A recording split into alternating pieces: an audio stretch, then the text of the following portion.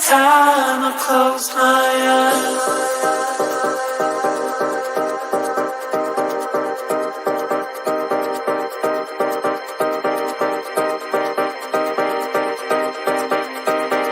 Every time I close my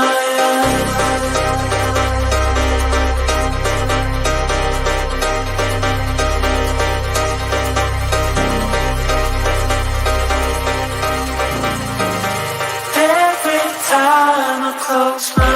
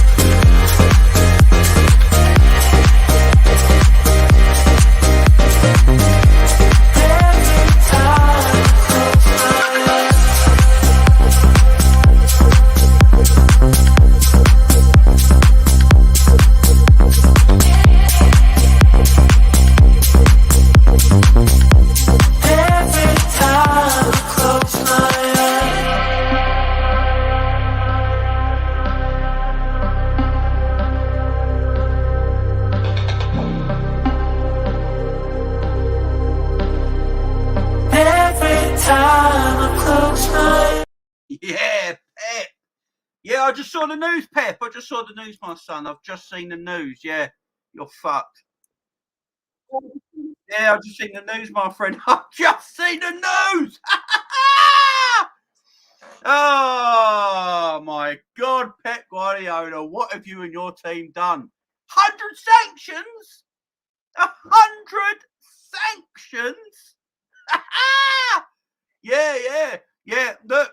We're 9th at the moment. We're 10th at the moment, Pep. We are 10th at the moment. And no one's going to be talking about Jurgen Klopp and FSG for at least a couple of weeks now. Thank you very much. Yeah, give me them 3 Premier League titles, please. I should be a 3-time Premier League champion. Yeah, Pep. Yeah, you cheating motherfucker. I should be, yeah. I don't know. Yeah. What are you going to do about it? What are you going to do about it? Yeah, you can't do nothing. You can't do nothing, Pep. Oh, yeah. Look, you could get relegated. You could get relegated. You didn't know that. Relegation's on the cards, man. Relegation is on the cards. Juventus. Yeah, you remember Juventus, yeah? Sierra, yeah? You remember them days? Yeah, you remember them days, Pep? Yeah? Yeah. Well, they got relegated for a lot worse. For a lot less. 100 sanctions. 100 sanctions, my friend. You're in trouble. The Court of Arbitration. Yeah. What about them? They helped to the UEFA ban. Yeah, Pep. I don't know what I mean to tell you, man. But that same court that overturned UEFA ban are basically just saying you won't be able to appeal. You won't be able to appeal. Oh, my word. Oh, my. Stripper settings, Pep. Stripper settings. You can't touch. League titles are gone, man. What are you going to do? Right? Okay, so that's what you're going to do. Right, okay. But this is what you've been charged for, Pep. Look, Pep, I know it's not your fault. You're just a manager. It's the people behind the scenes. It's the higher-ups. I get it. Pep, you've got to get out of there. Save face, man. Save face. Hand in your resignation now. Trust me, Pep. Hand in your resignation now, man. Yeah, you got to. This ain't about you, Pep. You're just a manager. You're the face of the club. Everyone's going to put all their attention on you and think you're the cheater, Pep. Yeah, I know it's them fuckers behind the scenes. They fucked you over, man. Get out of there. Get out of there now. Yeah, get out of there. PSG. You really think going from Man City to PSG is going to help you that much? Come on. They're next. They're next. Don't be silly, Pep. Retire. Yeah, retire. Take this as a long break, man. Take this as a long break. Look. Why I got you on the phone, Pep? Why I got you on the phone? You know my club. Yeah, right. We got a bit of a midfield crisis right now. You know Kevin De Bruyne. Yeah, Kevin De Bruyne, your star player, the one you've gave monstrous wages to that you really can't afford to pay. Yeah. Well, because you're going to be relegated, he probably ain't going to want to play championship football next season. We'll take you off his hands for you. He's a Liverpool fan. He wants to play for the club he supports. So yeah, we'll take him off your hands for you. Don't worry about it. Call it a gesture, just a gift, a gesture in kindness. Get him off the wage bill for you. You know, it's going to be hard to get rid of him. All the stuff, you know, the vultures are circling, Pep. The vultures are circling. Who's your man? Kloppo's your man. You know, good old Jurgo. Kloppo, I'm your boy, man. Pep, I'm your boy. Pep, look, you're struggling this season without Kloppo. Yeah, you're struggling this season. Arteta's making you his bitch at the moment. Your number 2 is making you your bitch. You need Kloppo in your life. You need Kloppo in your life, Pep. Yeah. Just send Kevin De Bruyne over. Send him over. Yeah. Just send an Uber. Yeah, I'll get the best Uber I can. Yeah. Champagne, limo, all the works. Yeah. Send him over. We'll get him in. Yeah, we'll bring him in summer. Yeah. Sweet, Pep. Sweet. Yeah. Well done, Pep. Well done, Pep. You know it makes sense, man. You know it makes sense. Now, remember what I said. Send him. Then requit the football club. Hand in your resignation, Pep. Because remember, this ain't on you. It's the people behind the scenes, yeah? Yeah. Hand in your resignation. Let it all go. Good man. You know it makes sense. Good man. Haaland. Do I want Haaland? Do you know what, Pep? I might get crucified for this, Pep, but he's a world-class goal scorer, but he's a very basic footballer. Yeah, his footballing skill IQ is not very high. You can keep him. Yeah, he's overrated, man. He's overblown. Don't care what anyone says. Yeah, he can score 30 goals a season. The man ain't got a first touch. He can't play with his back to goal. And he runs like he needs the shit all the time. What's that about? He literally runs like he needs the shit. It's like he's holding one in. What's that about? Who's teaching him a run over there? Yeah. All right. Right, Pep, we've got to go, man, because, I'm on a live right now to the people. I've got 100 people watching me right now in only 7 minutes. It's incredible. Likes, I don't know. Let me have a look at the likes. 42 likes already. 100 people in the house. Yeah, okay. Yeah, Pep says get the likes up, guys. Pep says get the likes up. Hit that fun button. Yeah, fun button's been hit, Pep. Yeah, cheers, man. Got to go. Tally-o. Yeah, love to the kids. Bye.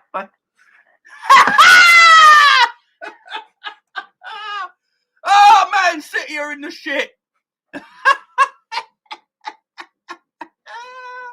Oh, cheers.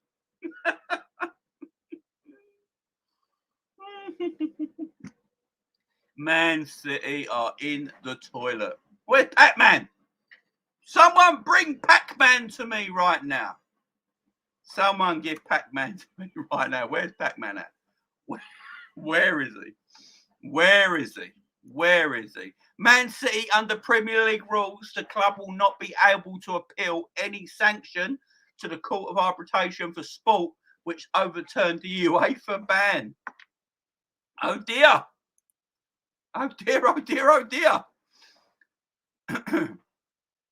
In respect of the period from December 2018 to date, the Premier League's political in the relevant seasons requiring a member of club to cooperate with and assist the Premier League in its investigations, including by providing documents and information for the Premier League in utmost good faith, namely a season 18-19 Premier League rules, B16, B19.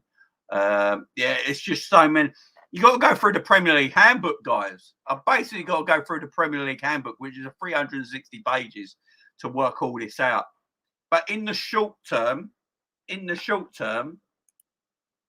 fucked. Oh, we've been telling people for how long? We've been telling people for how long? How long have we been telling them? 100 breaches in 9 years. 100 breaches. I don't know how they're going to get away with this. I don't know how they can get away with this, guys. 100 breaches. 100 breaches in 9 years. There goes the train going past right now. The fuck train. 100 breaches in 9 years. That's madness. Absolute madness. All them, the unfair way Man City competed against teams in this Premier League is disgusting, man. The unfair way. Now I've just been reading up before we went live here that they don't financial experts are saying they don't think, don't matter what lawyers Man City get in, they don't think they can win this. There's too much against them. There's too much against them. Even if they got, even if they won a case over a few of the things they've been found against, they still got like 90 odd cases they've been found against. 100 cases. They can't get rid of all of them. They're in trouble. They're in trouble. That's it again. No, the financial. There's too many regulations they broke. Like the UEFA regulation. The UEFA regulation. Yeah, the only reason they got away with that is because UEFA timed themselves out. Yeah, because UEFA timed themselves out. There's no time on this.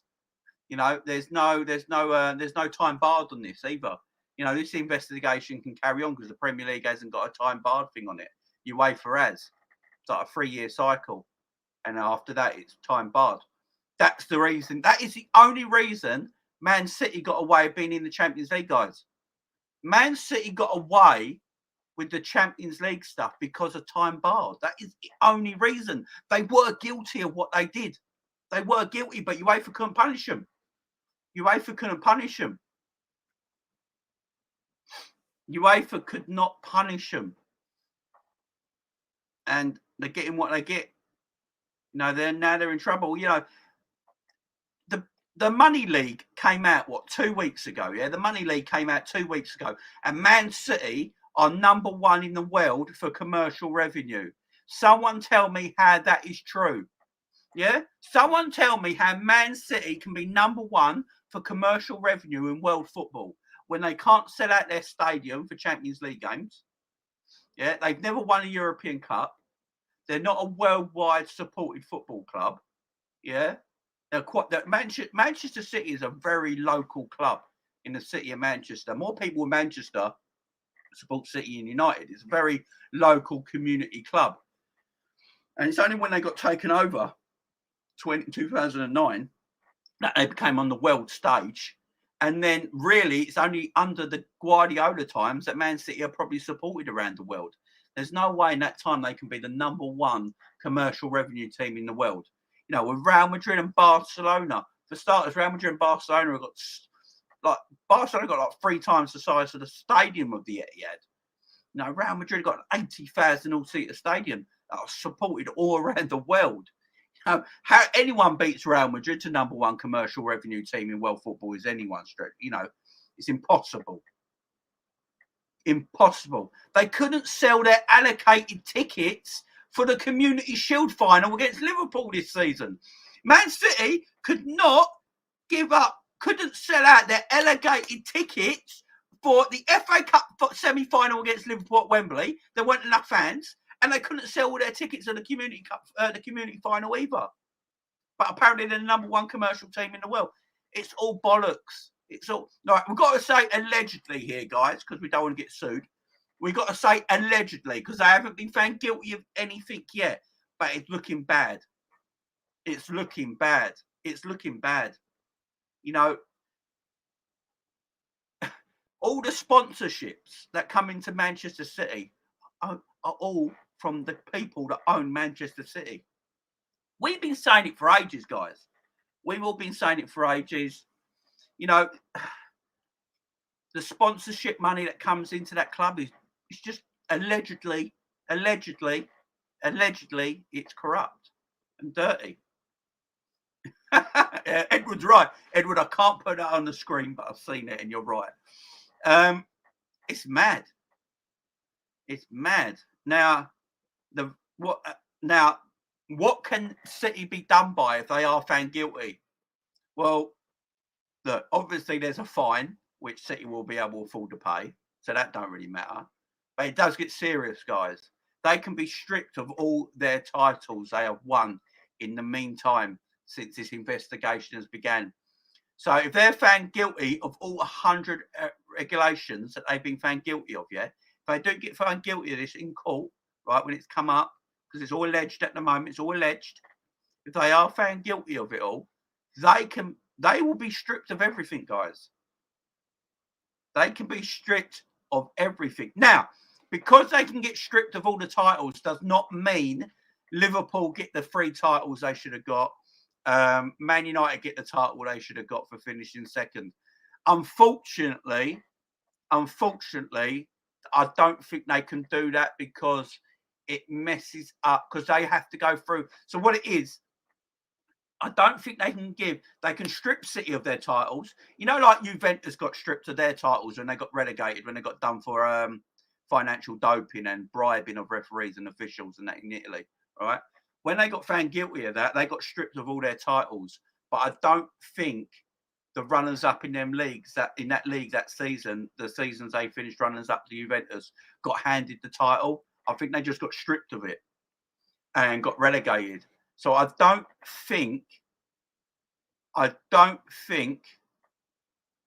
Aaron, if you send it to me on Twitter, if you got me on Twitter, anyone who's got anything more about this Man City statement or anything like this, Man City made a statement or anything like that, message me on Twitter, guys. My Twitter handle's at the bottom of the screen there under my name there, guys, at Jamie LFC39. Check me out there, guys. Check me out there. I think I missed a super chat. There you go. Big up Anna in the house. If it all goes to shit, Spurs call dibs on Diaz and Laporte calling. Big up Anna. Big up Anna. How you doing, Anna? It's been a while. I hope you're doing well. I think I saw another super chat come in as well. Sorry, the chat's going really quick, guys. I didn't see it get all. Big up Ash. I want to see Flanagan and Kolo Toure dancing at Anfield in May while Stevie D does the Hendo shuffle. Forget the hollow titles. Bring me my titles. Big up Ash. Yeah, why not, guys? 6 times has sent me on Twitter. What you sent me, man? What you sent me? Have you sent me anything? A club statement. Man City club statement. Man City is surprised by the issue in the... Oh, here we go. They're always surprised, don't they? Man City is surprised by the issue of these alleged breaches of the Premier League rules, particularly given the extensive engagement and vast amount of detailed materials in the Premier League has provided with. The club welcomes a review of this matter by an independent commission to impartially consider the comprehensive body on infrastructural evidence that exists in support of its position. As such, we look forward to this matter being put to rest once and for all. There you go. There you go. Man City always think they're being caught against. You know, Man City always think people are after them. Look, Man City, you were found guilty against UEFA, but UEFA messed up.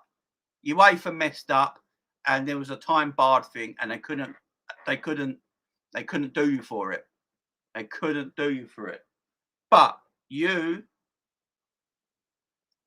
know, and Man City fans hate UEFA because of it. You know, we don't like UEFA, fuck UEFA. They booed the Champions League anthem. You committed the crime.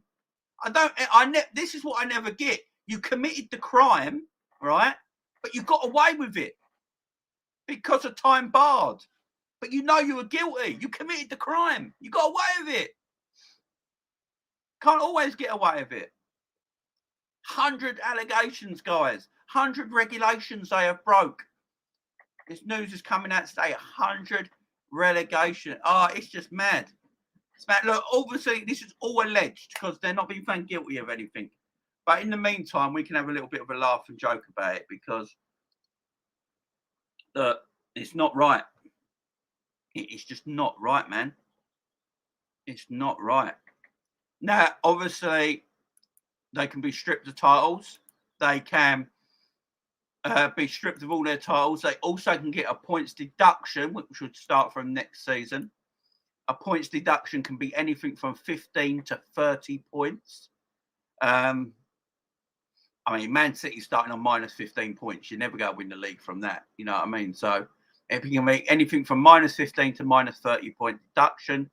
And the other one, the most serious, the most serious case against Man City, if it goes all tipped up in the court of law and they are found guilty of all 100 regulations that they've apparently allegedly been found guilty for, they can and will be relegated and thrown out of the Premier League. That one is the most serious allegation. That is the most serious thing. Forget everything being taken away from titles and all that. They could be thrown out of the Premier League. Absolute madness. Look, and they can't appeal to CAS. No, they can't appeal to CAS at all. Apparently, they can't appeal to CAS. If they can't appeal to CAS, that tells me they're in trouble. If they literally can't appeal to CAS, that tells me they're in trouble, guys. They're saying they're in trouble. They are in trouble. If they can't actually appeal to CAS, guys, they are in trouble. As it says there, Matt, there it is there, guys. Martin Ziegler with the tweet there. Big up Gary in the chat. Man City latest under Premier League rules, the club will not be able to appeal any sanction to the Court of Arbitration. I can never say that word. Arbitration. They can't basically CAS. They cannot appeal to CAS. They cannot appeal to CAS. That is mad. That is mad. Which tells me this is bad.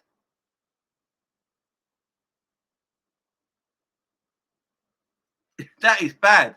That is absolutely nuts if this is all true. I have never thought. Captain Sal in the house there, Jay, when you stripping Pac-Man of his mod status. Pac-Man is feeling it now. That's the Pac-Man B. That's the Pac-Man B. He's feeling it right now. He's feeling it right now. Look, this might not all be true, guys. This might not be all true. No, we just got to chill on it a little bit because it might not all be true. It's all alleged at the moment. You know, they might get away with this again. You know, and get found innocent of all crimes. But it makes you think, though, guys. It really does make you think, don't it? I've got to say, it makes you think. What? It's mad. It's absolutely mad what they can and can't get away with, guys. They just can't get away with this sort of thing continuously. Guys, there's 755 people in here. We've only got 70 likes. Let's get them likes up, guys. Let's get 100 likes. We need 30 more likes. There's 155 people in here. Please go to the like button right now and press that fun button if you've not pressed it already. Let's get up to 100 likes, please. If we get up to 100 likes, I will do another comedy skit with the old phone. So if we get to 100 likes, I will do another comedy skit with the mobile, the old blower. Give me Haaland and Stones. Give De Bruyne. Yeah, they're in trouble, man. Trouble is the Premier League better off thought is through because to take on their owners with the money they got, they better be sure. Yeah, but Premier League are just as rich. I mean, the Premier League are not exactly poor themselves, you know what I mean? So this is the biggest league in world football. This is the richest league in world football. This is the wealthiest league in world football. You know, this taking on the Premier League might be harder than taking on UEFA. Let's be fair about it.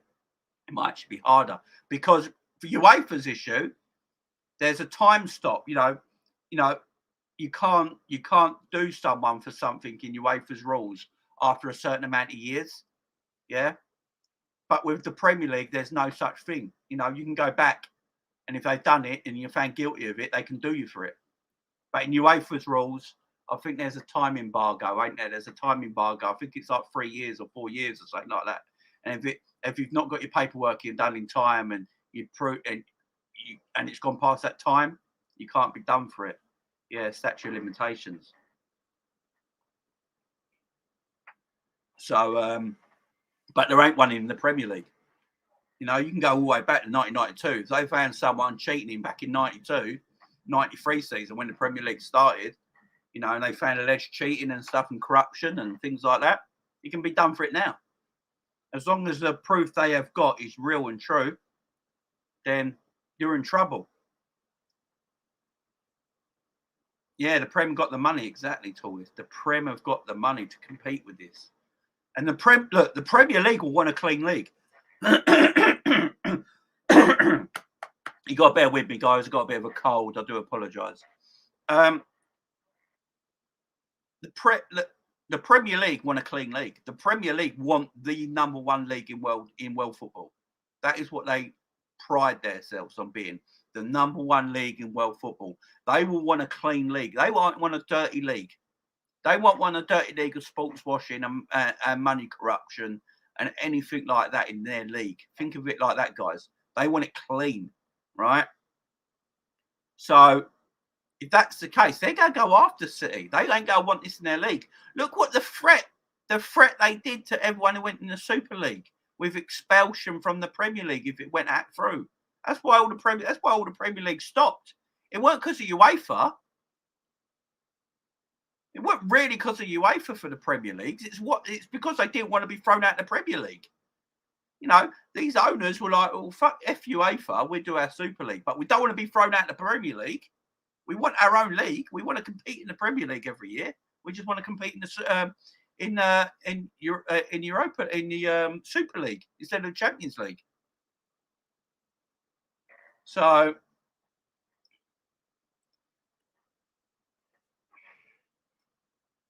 it's the Premier League, man. The Premier League is what they're worried. None of these teams want to come out of the Premier League. It was all the Super League was about UEFA. It weren't about their domestic leagues. All the owners are happy being in the domestic league because the money the Premier League brings is bigger than the money UEFA brings these teams. Yeah. You know, Man City, Liverpool, Chelsea, Tottenham, they make so much money from the Premier League. They make more money from the Premier League than they do UEFA. Stevie G says, "New flash, City won't be stripped of any Champions League trophy." So Premier League are going to go after him, man. The Premier League are going to go after him. You know, and they're not going to mess around here. If they think there's corruption in their league and their league's dirty, then they're going to take them apart. They are going to take them apart. And the problem else is, there's another problem. If Man City get found innocent of all these crimes, yeah, because look, this is a big one, guys. This is not just them like one thing, guys. This is 100 different things, regulations they have broke. This ain't little. This ain't 1 or 2 regulations they broke that the Premier League are looking into. That the Premier League will just, you know, don't worry about it, you know, don't worry about it, you know, you're all good, yeah? It's not going to be about that. This is so many they have apparently broke. They've apparently broke so many. Big up all the people who are following me on Twitter. I do apologise. I do appreciate it. I do apologise for my tweets as well. So, but no. Yeah, big up to everyone following me on Twitter now. My handle's at the bottom of the screen now. Go and follow me on Twitter. Yeah, yeah, it's so much, man. It is so much. It's a 4-year investigation, guys. This investigation weren't an overnight investigation. It's a 4 years. It's a 4-year investigation. Now, I know what people were saying about Roman Abramovich and stuff like that. Yeah? Look what happened to Roman Abramovich in the end with the Premier League. The Premier League made him go. He had to leave the Premier League. He had to leave Chelsea. You know, the government and the Premier League came together and he had to go because of the wars in Ukraine. Where his money was going, this is political, so I won't get too much into it.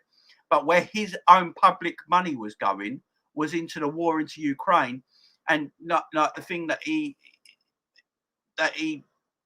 paid for tanks and stuff like that, and he's close to Putin and things like that, and close ties to Putin and Russia, and the war in Ukraine. He couldn't stay at the football club.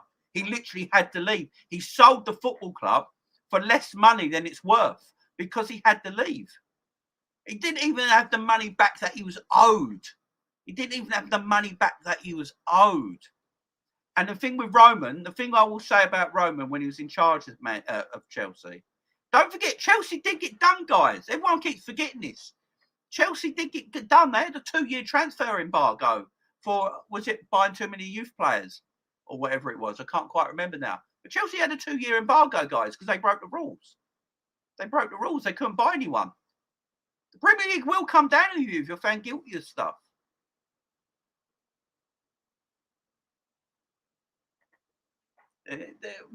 It's mad. Ash says there, City are truly Centurions, 100 charges. 100 charges and a 4-year investigation. Do you think they're going to not do this right? They know how powerful Man City is. Do you think they're not? Do people actually think? Do people actually think that if the Premier League didn't think this investigation was true, they would publish it?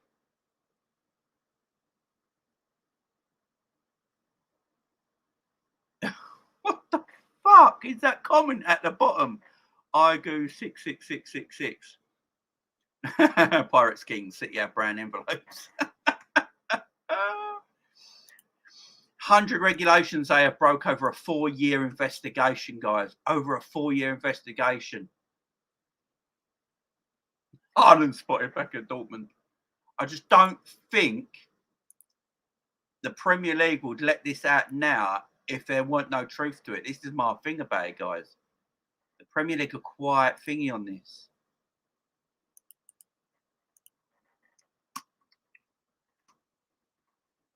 It's a mad one. I don't know a lot on this. This has all happened just before we've come live, in the last hour before I came live. So there's a lot I need to still read up about it. So I can't go and do it too much right now. But I will be back with this at 6 p.m. tonight. At 6 p.m. tonight, guys, I'm going to read more about this. I'm going to read more about this, right? I'm going to read more about this later on today, guys. So I'll get a bit more information. I'm going to do my research about it because this is broken an hour before I went live and I weren't really ready for this information just yet. So I've only got little snippets. We're going to continue the show, though. We've only just started the show. Show's going to continue for a while yet, another hour and a half or so. We're going to have some fun, guys. But for the rest of the Man City stuff, I'm going to do my research. I'm going to do my research the rest of the day. When I come back at 6 p.m. tonight, I'll give you more than I know. Okay, guys. So when I know more, I'll let you guys know. Yeah, this is going to dominate the news for a long, long time. Apparently, Naby Keita has been pulled up by the Premier League to find out how the fuck he's a footballer. It was the government, not the Premier League. Roman spent billions. The Premier League is dirty. Yeah, but the Premier League also made him sell the football club at the same time. Look, don't forget, Chelsea did get done by the Premier League. You've got a transfer embargo, you know, by UEFA and look. The thing with Roman, yeah, his money was up front. That's the thing. I will say this about Roman and Chelsea, yeah. All Roman's money was up front, yeah. They investigated Roman all the time. All his money was up front, right? You know, Chelsea stadium could never really be expanded. He couldn't, you know, he looked at moving Stamford Bridge. They couldn't do anything. That's why Chelsea got a small. That's why if you look at Chelsea's revenue, guys, this is the difference between Chelsea and Man City under Roman Abramovich. Chelsea were never up there as the top revenue earners in world football. Because all Chelsea's money literally just came through Roman. You know, sponsorships and all that really had, you know, you don't really know many Chelsea sponsorships. You know, everything came through Roman. That's why the Chelsea fans loved him. Because everything literally just came through him. And when they got a transfer embargo, they got a transfer embargo and they couldn't buy anyone for 2 years. This is a lot different. This is so much different. This is like the biggest sports washing. This is basically sports washing at its highest. This is sports washing at its highest if it is allegedly found guilty. At the moment, it's all allegedly, guys. It's all allegedly. And I will do more research on this. Don't you guys worry. I will do more research on this for later this evening. Batman trying to recreate. Oh, Jesus Christ. Big up to you guys in the chat, though. Deduct 15 points from City and give us. I mean, City will be deducted points next season if they are found guilty, that is. If they are found guilty. Pep Guardiola discussed the investigation of Man City last year. If they lied to me the day after I'm not here, I will be out. And I will not be their friend anymore. I put my faith in the team because I believe them 100% from day one. I defended the club because of that. That was on the 7th of May, 2022. Yeah, Pep's in. That's what I'm saying. Pep won't stay.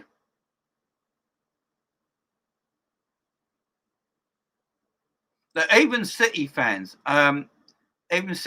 online, big up Stephen McHenry, is it? I know he's a big Man City YouTuber. He's on the overlap and stuff like that. He's a decent guy. And he's saying here, maybe I'm reading it wrong, but the mood amongst the fan base online at least feels very different compared to the UEFA stuff. Yeah, I think they're a little concerned.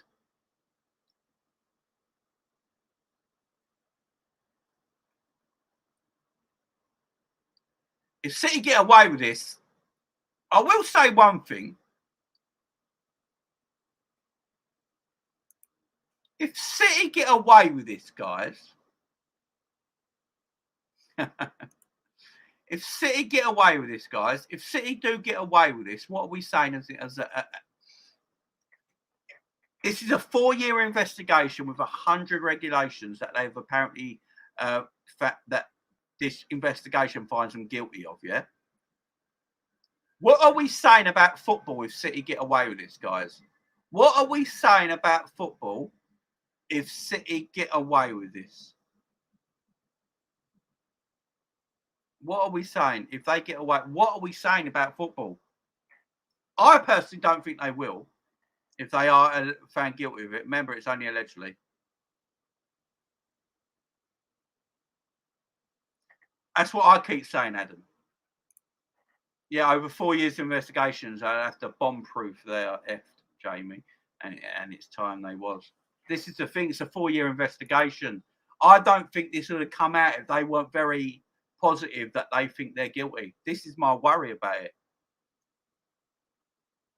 If I was a City fan, I'd be worried about it, man, because this ain't UEFA. You know, look, City fans might not like it because they always say, oh, we're not guilty. You were guilty of the crime, yeah.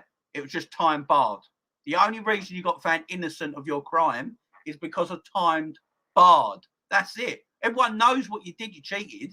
Everyone knows it, but time barred. So you couldn't have done anything about it. But there's no time barred in the Premier League. This is a different kettle of fish. 100 breaches of that's just mad.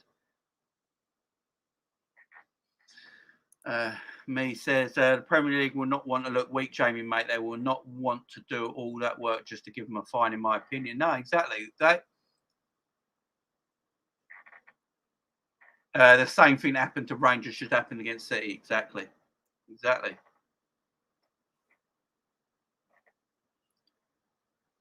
Yeah, he's a boyhood red. He's a boyhood red. Yeah, Black Prince in the house. Jamie, Liverpool fans need to stay quiet. Just watch the appetite, the outcome. Let's not be too jealous. This is an allegation. Exactly, Jamie, that's the main transparent come. Yeah. You got to. It's an allegation. There's no doubt about it. That's why I'm not going into too much detail right now, because it is just an allegation. But it is the big, at the same time, Black Prince, it's huge news. You know, if you're a football content creator, this is huge news. I've got to talk about it in some way. But look, as I said already, like I've already said, I don't think you should be given the titles that they allegedly won that might not have been correct. You know, I think you just strip them. And you relegate them. If they are found guilty of this, in my opinion, this is what I reckon, right? If they are found guilty of this crime, in my opinion, Manchester City should be stripped of everything they've won and relegated. That's it. That's the punishment. It's what happened to everyone else who commits these money laundering, money corruption crimes in football. It happened to Juventus, the biggest team in Italy. Sierra R looked at them and went, no, we ain't having it. You might be the biggest team in Italy. The old lady, the most title wins in Italian football. You know, but you're gone. You're gone. And they went down to the third or fourth tier of Italian football and stripped of all their titles that they won in that period of time they were investigated in. And they were gone. Happened to Marseille as well. Everyone forgets it happened to Marseille in France.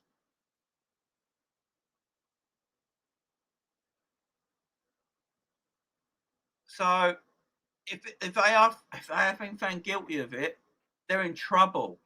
And it ain't just going to be a points deduction. It ain't just going to be a fine. They are going to be stripped and relegated. It's the only crime. It's the punishment that fits the crime. You can't just be put in the league. Look, the problem here, guys, is this is the problem, right? This is the problem. If Man City get found guilty of this, yeah, and all they're given is a points reduction, say they're given a points reduction, yeah, for the following season, yeah, and they're stripped of their titles, but they're allowed to stay in the Premier League, is it really a punishment? Because they are so rich, Man City is so rich, they will just go back again to what they were doing before. They will just go back again to doing what they do before. Does it mean that the owners have to sell the football club? Does it mean they have to? Does it mean they have to? Does it mean they have to sell the football club? Does it mean they have to fit the football club? Yeah, financial doping, basically. 6D financial doping in the Premier League, man. Fake sponsorships and all that sort of stuff. Big up, G. How you doing, my man? Hope you're doing well, my friend. Hope you're doing well. G, what's your points on this in the chat, man? What's your views on it? Because if they are found guilty of this, then you can't keep them in the Premier League.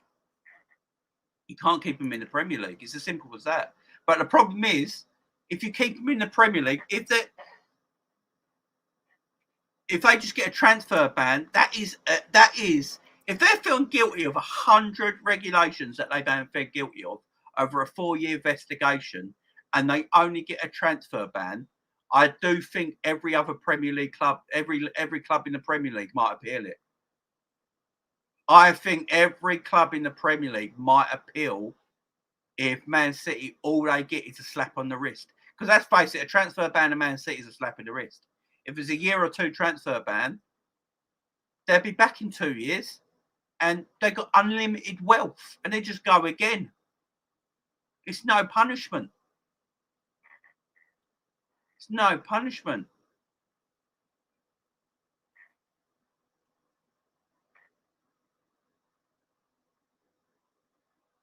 It's mad. Big up, we know in the house. That's the point I was making. Match fixing affects results, hence why their titles are stripped and given to second. Does financial doping have the same way? In Italy, we know in Italy when Juventus got stripped of their titles because of the match fixing scandal in Italy at the time. Did the teams that finished second win their titles? Did they hand their titles over? Because I don't know if you can do that. Because don't that don't it affect the whole league? Don't it affect the whole league? Because maybe teams wouldn't have got relegated that season that got relegated because of the scandal. So I don't know if you can do that. That's what I'm saying with trophies given away off Man City. Man City lose their trophies. If Man City lose their trophies, I don't know if you can just give them to Liverpool and Man United, who finished second them years, because it affects the whole league, don't it? It affects the whole league because it's not a clean league. You know, everyone who played Man City are playing against an unfair team, an unfair side. So surely it affects everyone. I'm not sure. I can't remember. It's a while ago when it happened to Juventus now, wasn't it? Yeah, Inter got the title. Okay. Surely that affects the whole league, though. Surely that ain't right.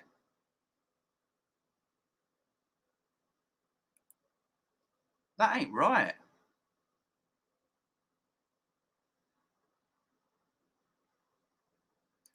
Big up, Sean. Jamie, the Premier League's independent, so you can't appeal against the Premier League. You wait for a different. Yeah, that's why. Big up, Sean. Thank you very much for telling me that. Appreciate it, my friend.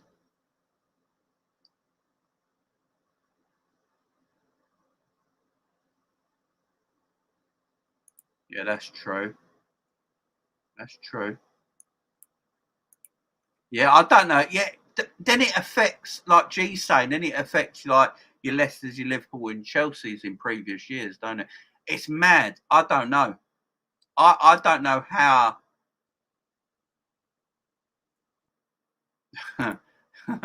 This I'm going to get to this in a minute.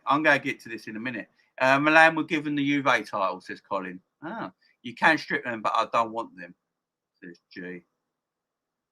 Trapline says that does sound nice, saying Gerrard will have a title. What I was going to say then. Yeah, I mean, big up Jamie. This Man City story will drag on for years. It won't be sorted out by next season. I don't know if they can drag it on nightly. I don't know if they can drag it on. I think the Premier League think they've got a solid case, my man. Yeah, and Juventus have been done this season already, don't forget. Like they say, yeah, also Juventus have got a 15-point deduction this season for cooking their books regarding transfers. Juventus have been done twice by their league. I can't see City can get away with this. It's mad. But Adam says, James, do you think FSG knew about this investigation at City and they've been waiting for the outcome because this will change the running of the league with owners?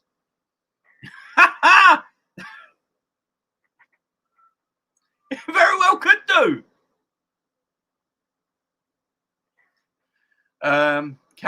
This is a good point. In other sports, the runners up get the winners post. Yeah. Some athletes have like been done for doping when they won Olympic golds, ain't they? And the person who got silver then gets the gold medal, don't they? The one who got bronze then gets the silver medal, and the one who got fourth then gets the bronze medal. So yeah, you are right there. I'm telling you what, like FSG might be looking at this and thinking, "Told ya."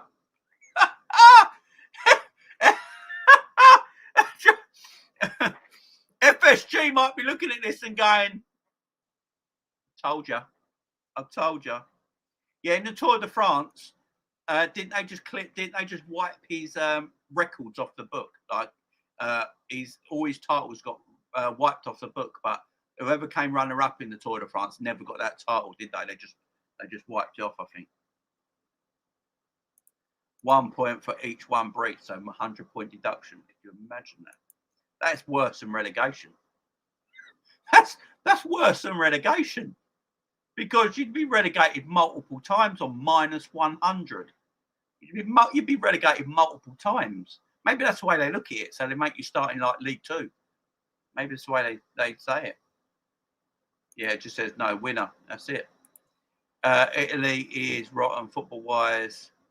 Capelli called it. Juventus not only cooked the books, but phone tapped other phone lines and referees and officials, along with 4 other teams. Yeah, it's mad, ain't it? Yeah, Ben Johnson won the gold at the Olympics. That was given to Cole Lewis.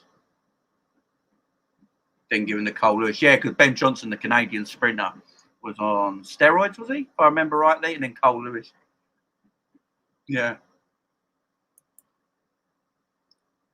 That's the sign of school lamb and buried it. There were so many. Yeah, I mean, it's happening all the time in that sport.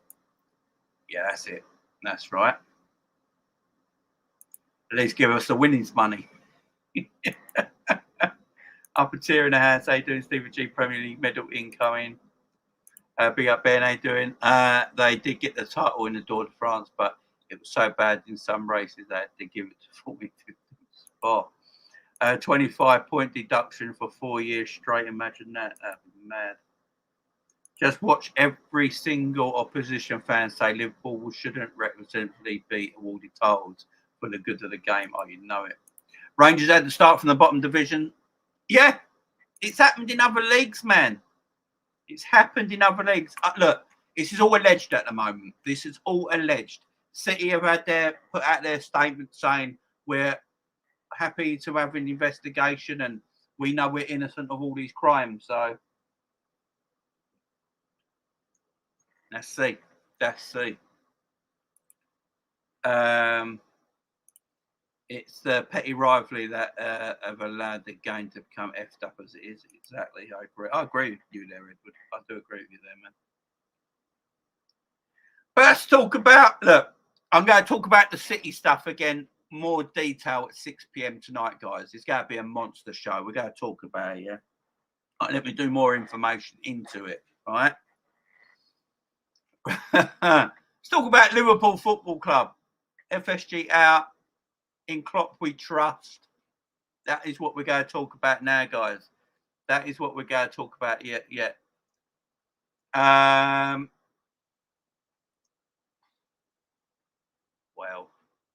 so FSG. Let's talk about FSG for a moment. Let's talk about FSG for a moment. Now, FSG might be sitting there this morning going, we won. All the heat's off us. All the heat is off FSG right now. FSG is sitting there like, yeah, all the heat's off us. We told you. We all told you. We literally told you this would happen. We literally told you this would happen. You know, we've known it for years. No one listened to us. I can see it now. I can see it now. Look at G. Big up G. I can see it now. People will be like, you got the FSG in crowd, yeah? The FSG in crowd would be like, told ya! We told ya! We all told ya! City are corrupt. Everyone else is corrupt. We're playing by the book. We are playing by the book. Yeah? Everything we're doing financially, we are playing by the book. Big up Jody, how you doing? We are playing by the book. And John W. Henry is going to be sitting there now going, yeah? So you want to be like Man City, do you? You want to be like Manchester City? That's why I like to put my hair, man. It's fucking awful. A lot of people are going to be saying this now. You know what? There's going to be a lot of people now, a lot of Liverpool fans, yeah? A lot of Liverpool fans, a lot of people that are quite close to FSG, yeah? They're going to be now going, are these the owners you want? Like City-like owners. Do you want to be embargoed in these sort of like investigations by the Premier League and UEFA? Yeah? And people are going to go, that's what people are going to be saying now. They're going to be going, well, maybe FSG were right all the time. Maybe they're the only ones above board. You know what I'm saying? This could be easily swayed now. And I'm not saying it should be either. I'm not saying it should be either. But this could easily be swayed, guys. People could now go, you know, there's a lot of people who have a lot of influence, yeah? There's a lot of people that have a lot of influence. So I ain't going to name names. We all know they are, right? But there's a lot of people that have influence online, Liverpool content creators, so forth, yeah?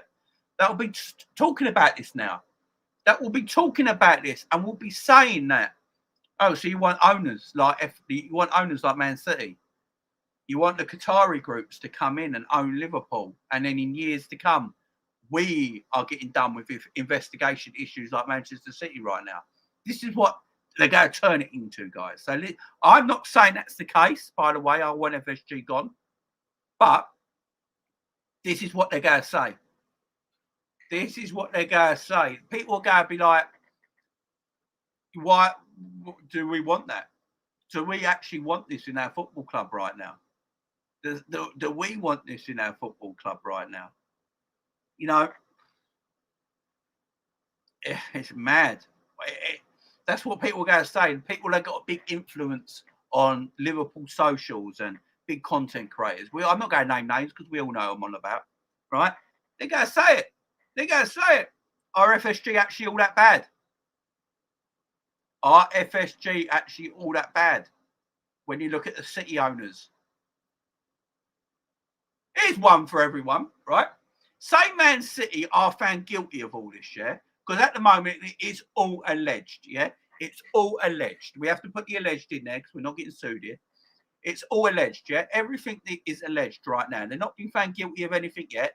This is the Premier League's findings, a 4-year thing that they're going to bring to the courts and they go to Man City with. Man City are going to fight this tooth and nail, yeah? But say Man City are found guilty of all this. Say Man City are found guilty of all this, yeah? Are Man City owners actually better than FSG? I'm just going to say this right now. Are Man City's owners actually better? Like, don't forget about everything that's happened, yeah? If Manchester City's owners, if Manchester City are found guilty of all these regulations of this 4-year investigation and they get stripped of everything and they get relegated or points deductions or anything like that, are they actually better owners than FSG? I'm just putting it out there because the reason I say that, yeah, if you own a company, right, and the only way you've won in owning that company is by cheating, are you good owners? If you've corrupted, if you've caused mass corruption, again, this is allegedly, because we don't know if this is true. This is just the findings the Premier League have brought us today, right? If they won all their Premier League titles in this time that they're saying in this investigation, guys, right, and bought all the players they've done, number one in commercial revenue and world football, you know, and it's all been forged and faked and corrupted, how can they be better owners than FSG? That makes no sense. That means we're saying cheating's good. That means we're saying cheating's good. Do you know what I'm saying? That means cheating's good. Now, I'm not saying it's the right thing. I'm not saying it's true or not. I'm just putting it out there. Look, FSG still need to go. There's no doubt about it.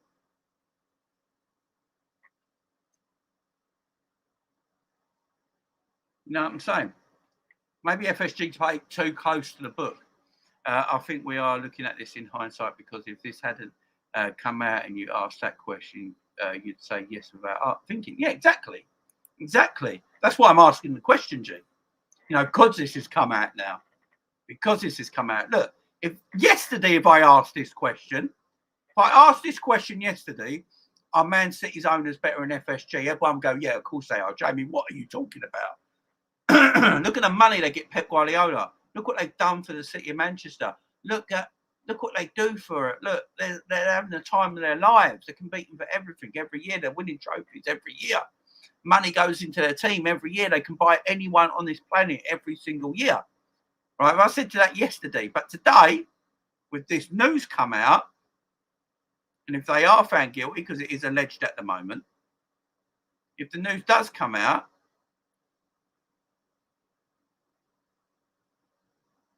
in trouble.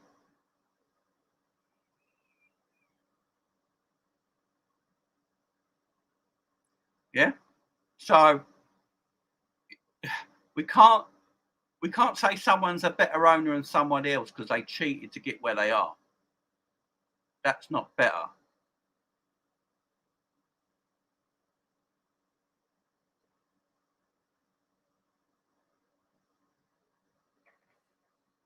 They did what they needed to do to get the club into a top level to compete with the big clubs around the world.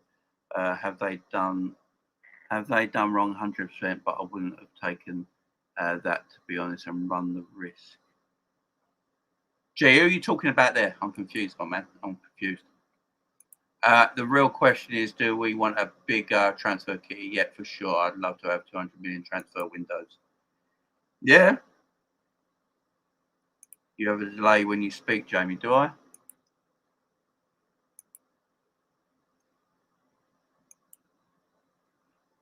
Do I? I'm just looking back on my YouTube. Hang on. No, it looks all right on my end. But yeah, it's a mad one because all this is alleged, guys. This is all alleged, guys. It's all alleged.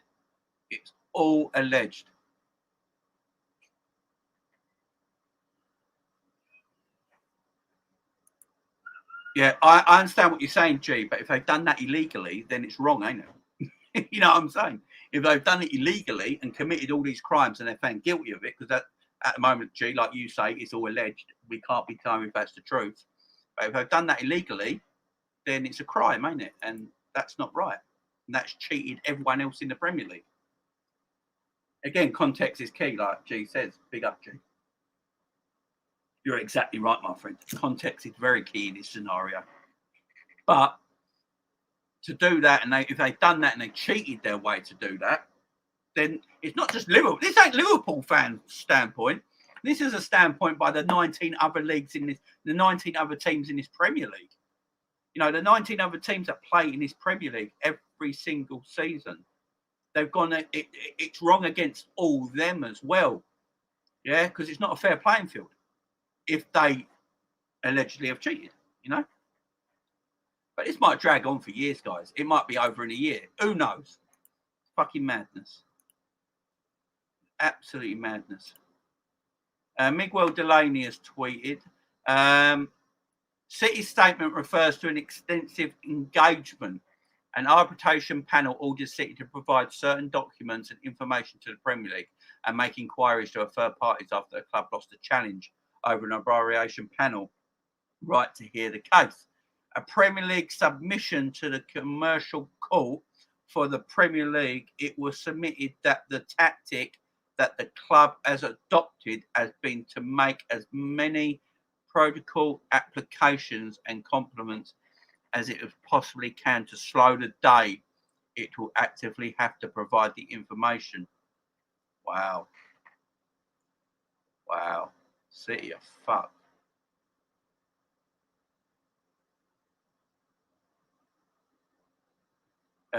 Someone's put classic City tactic. Let's bury them in stuff so it takes so long as possible until everyone just gives up. It's mad, man. Absolutely mad.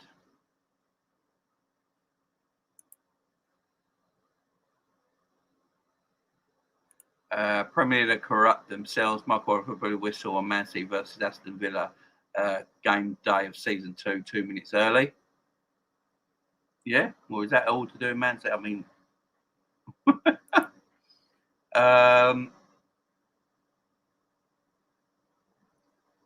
Gary says they're only cheating no doubt. FFP is all about how much you generate to be able to spend it, and clearly since the takeover, they're suddenly on top of the commercial revenue. It's a bit suspect. Yeah, exactly. Even if City weren't found guilty of the breaches post 2018, the long-term effects took away titles from us and Champions League spots from Leicester. If they decided to deduct points this season, it's a direct benefit to Arsenal. But had they finished their investigation last year and deducted points, we'd have a domestic treble. If it was 2 years ago, Ollie would have had a title and still be at the wheel. It's true, man. It's true. Fazore, man, Jamie, in order for City to get out of the EPL, they need 14 clubs to vote. They're all voting. They're all like, yeah. Bye-bye. Yeah, off you go. Can you imagine? Go to Liverpool, John W. Henry and that. Do you want City kicked out of the Premier League? Yep. Newcastle, do you want City kicked out of the Premier League? Yep. Arsenal, yep. Chelsea, yep. Benefits them, all of them a go. It benefits all the teams. It benefits at least 10 teams in this Premier League for City to be kicked out of the Premier League. Easy. Oh, man. City, Jesus Christ. Look. The money. Money talks, man. Money talks. Jasmine, I'm not hurt, but what happens on the pitch? It's not like they signed ringers or match fixing. This is off the field matters. Yeah, but off the field goes on the field, don't it? That's the problem there, G. You know, all this apparently is to get away with FFP. That's what it all is, and to spend money with not really making money, and then that goes onto the pitch, don't it? So I don't know. I really don't know. It's an hard one to say.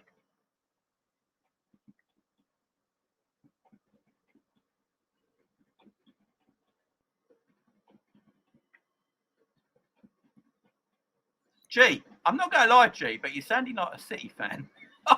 I'm not, G. I'm not having a go at you, my friend, because you're a good bloke and I love you to bits. But you're sounding like a City fan, my friend. I get what you're saying, G. You're coming at it from a straight look, straight down the dice. So I get what you're saying, my man. I get what you're saying. No, I actually get what G's saying. G's looking at it down the thing. He's looking at it down the barrel, and he's coming up what he thinks is an honest way of saying it. And I get it. I do get it. But the thing is, they have the money, but the problem is,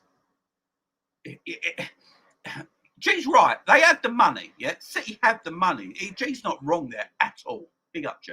He's not wrong there at all.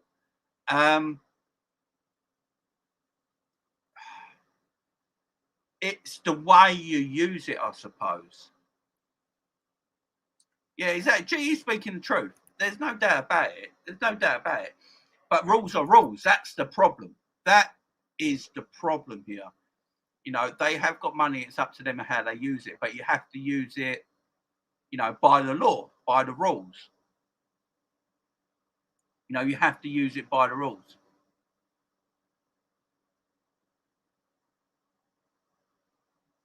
Yeah, G's right what he's saying. They have the money and they can do what they want with it. But as long as you use the rules to do it,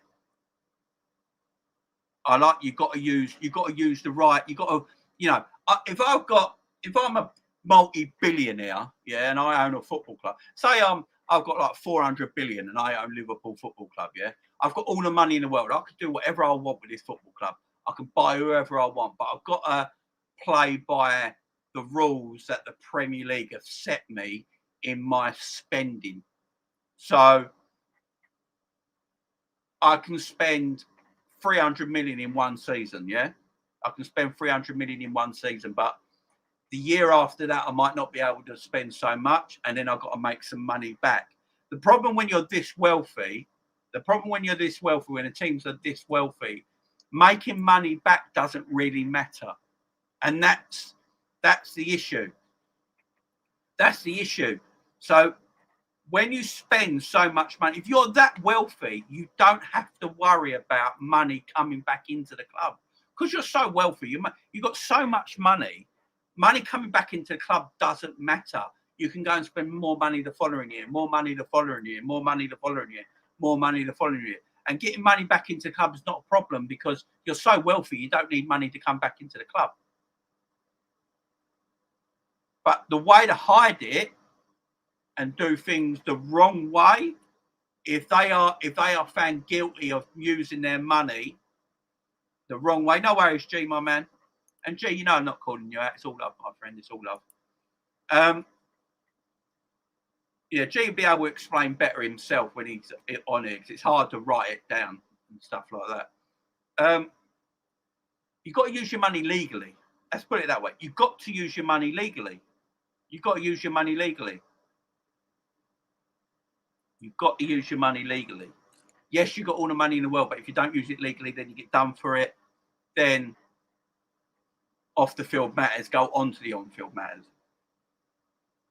Because the fact is, if they've made up sponsorships and used their own money to create sponsorships and stuff like that to hide themselves away from FFP, so it brings money into the club while then spending lots of money onto the club, onto the playing field, then that is illegal. And then that affects both sides. That affects both sides, unfortunately. It's a mad one. It's so hard to work out. It really is. It's very difficult to work out. I think I sent you the link, didn't I, G? Yeah, I sent you the link. I sent you the link already. Yeah, big up, G. Big up, G.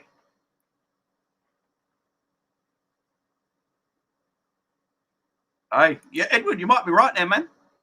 You might be right there, man. You know, look, look, legally, Liverpool could have won a domestic treble last year. Legally, Liverpool could have won a domestic treble last year. This is a hard one. This is a hard one to take. I'm no expert in financial matters in football. I really ain't. I am no expert in financial matters in football. I might be completely wrong in what I'm saying. I don't know. Well, you've got to be careful when you talk about this sort of shit, man.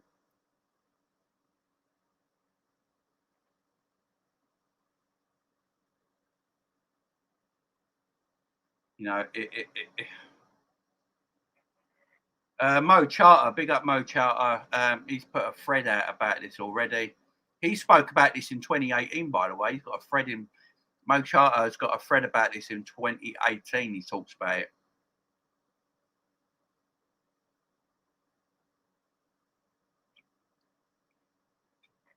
And he's saying they have a lot of questions to answer. He thinks they could be in trouble, man. They could be in trouble.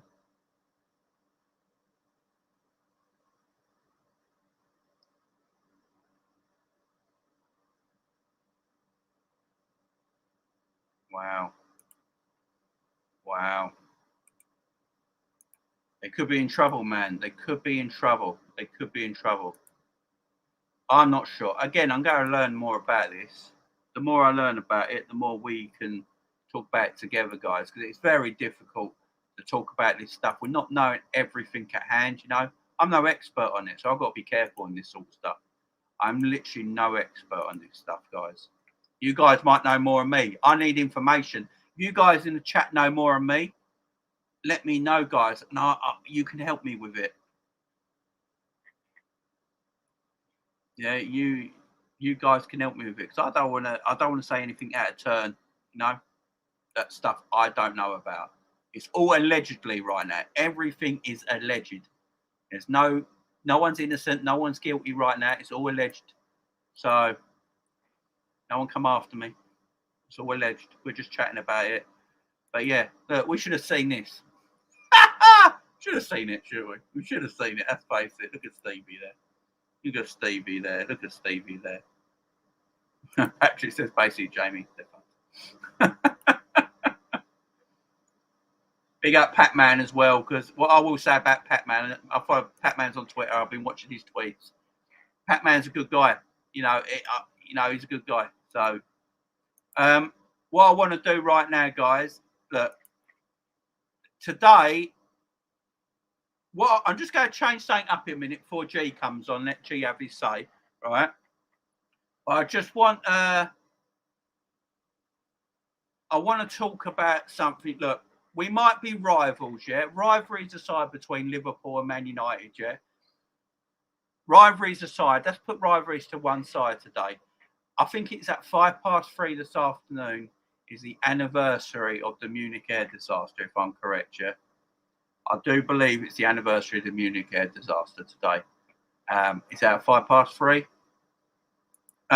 Money rivalries aside, guys, this is an awful tragedy where the Bugsy Babes lost a lot of players in that air crash in Munich. And you know, Liverpool Football Club back then when that happened, Bill Shankly offered Man United, I believe it was 5 players, just offered them offered them 5 players to carry on their season. You know, rivalries aside, guys, this is life, and we should honour the people that unfortunately passed away. And I'm just gonna put this up right now, guys. We should honour, unfortunately, the people that passed away in 1958, guys. We might be rivals off the pitch and on the pitch, but life is life, guys, and we're all human beings. And you know, this is a disgusting thing that happened, and yeah, let's just stay quiet for a bit, guys. Let's just stay quiet for a bit and honour the people that unfortunately passed away in this awful, awful tragedy.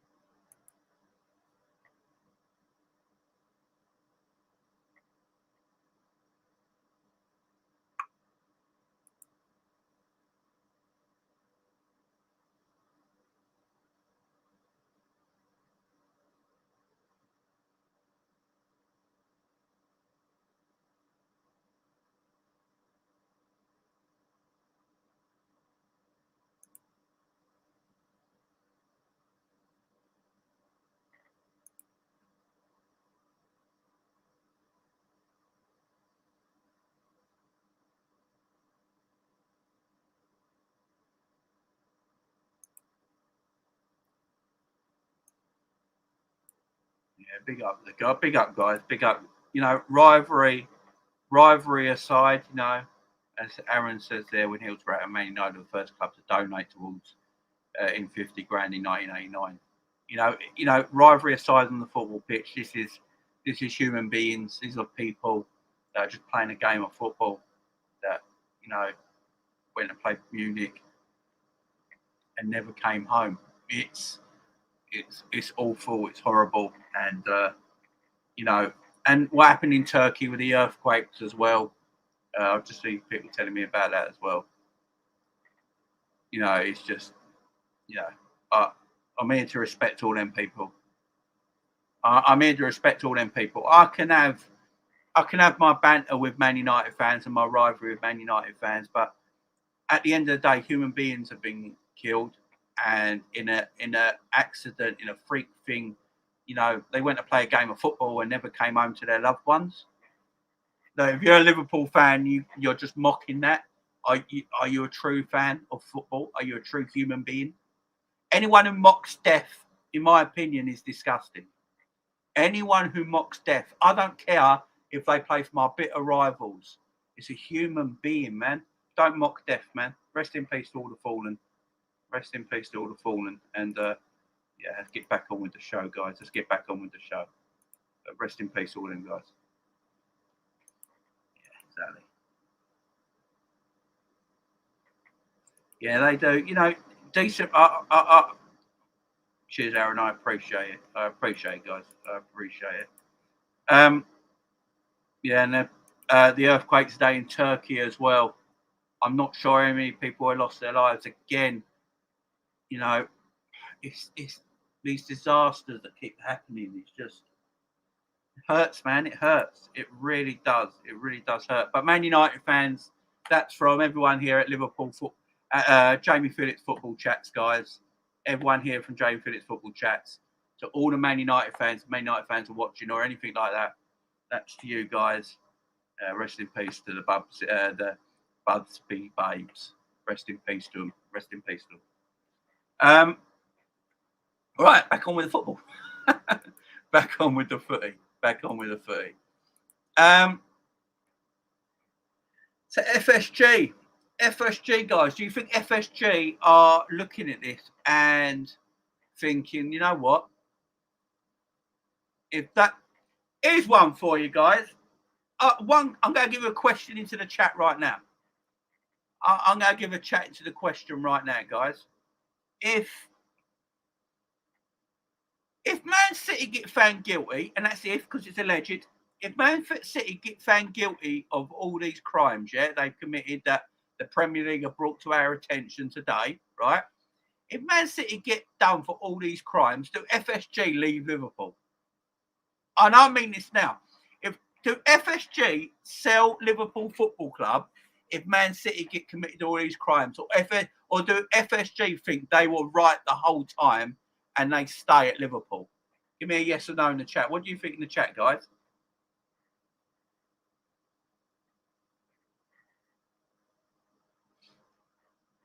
Because I think FSG look at Man City as their main competitor. I think that's who they look at financially. I think financially they think, yeah, Chelsea now with money, you know, but with everyone else, I think they reckon they can compete against everyone else but Man City. So if Man City get done for this and they are proven guilty, again, it's allegedly, they might not, they might get proven innocent of all their things, and we just move on. But if they don't, big up, G. If they don't get found guilty of this, I'll give you this question as well, G. If Man City get found guilty of all these crimes they've apparently allegedly been today, this morning, the news that's broke, do FSG actually sell up, or do they go, told you so, and actually stay at the football club? I don't know, you know. I actually don't know, to be honest. It's going to be a funny one. Yeah, I actually don't even know what FSG would do in that kind of situation. I mean, FSG, like we get onto FSG and stuff like that, and you know, FSG are not stupid. Like, they're not naive. Well, I would like to think they're not naive enough to thought that, you know, FFP would have been upheld. That's the word. Yeah, that's it. I feel like they would have hoped, of course, that, you know, FFP would have been upheld, but we know that it hasn't. It never ever has. To be honest with you, there's always ways around it and stuff like that. So yeah, but at the same time, of course, it would be nice if they would put, you know, a bit more into their pockets and just give Liverpool, you know, a bit more cash to just to kind of spend. To be honest with you, but in regards to that, I don't know. You know, I honestly, maybe, you know what I mean? Does that then mean that they stay if they, you know, after all of this time? That will be interesting to see what Liverpool fans would say.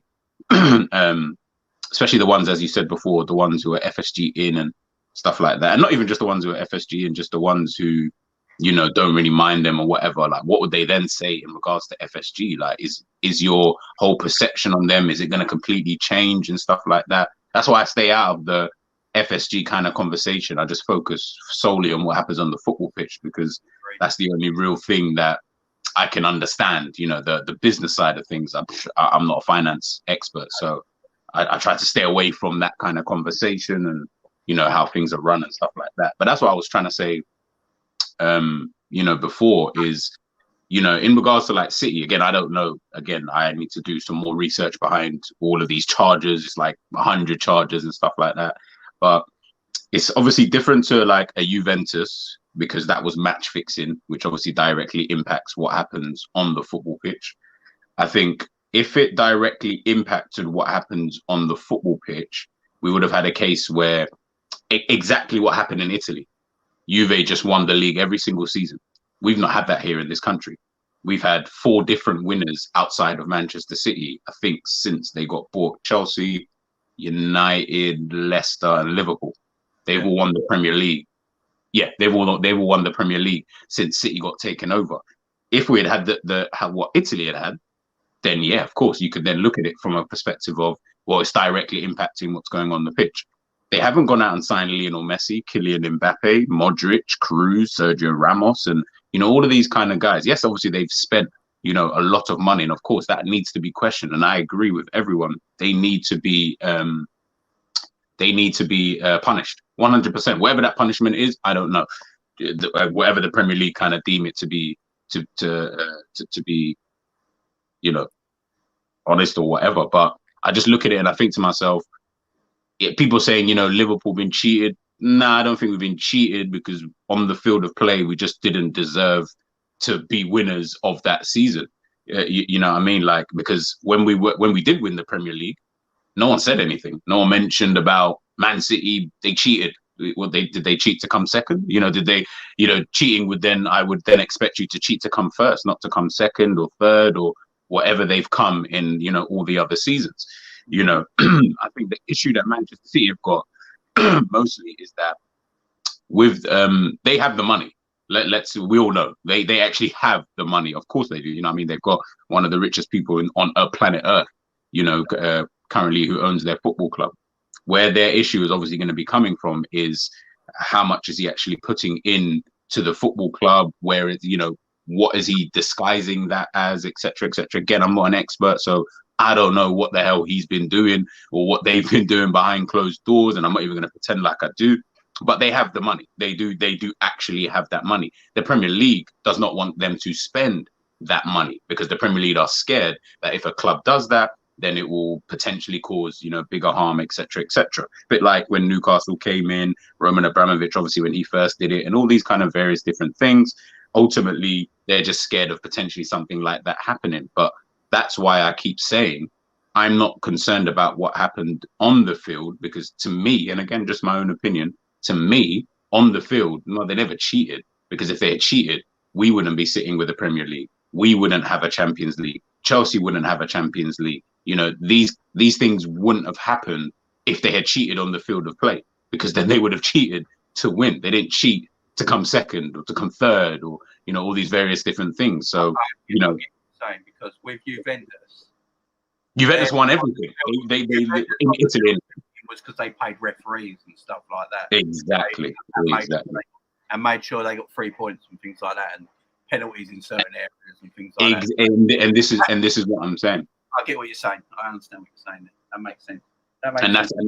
And that's why I was like, it's not about, you know, again, I'm not, by the way, I don't want anyone to misconstrue and whatever thing. Of course, I want them to be punished. If you've done wrong, then you've done wrong. Do you get what I mean? You need to be punished for whatever that is. But I can't remember back to any of the other league seasons where, for example, when Manchester United finished second, I can't remember by how many points they finished ahead of Manchester United. But let's just say, for argument's sake, it was 7 points as an example.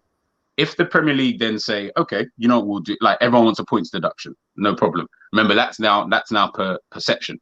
How much is enough for you to be, as a fan of another club, for you to then turn around and say, okay, that's enough of a point deduction for them to blah, blah, blah. We like that. Again, that is just a perception. If Manchester United came second by 7 points and the Premier League said, we'll deduct you 6 points, who are you to turn around and say, well, that's not enough?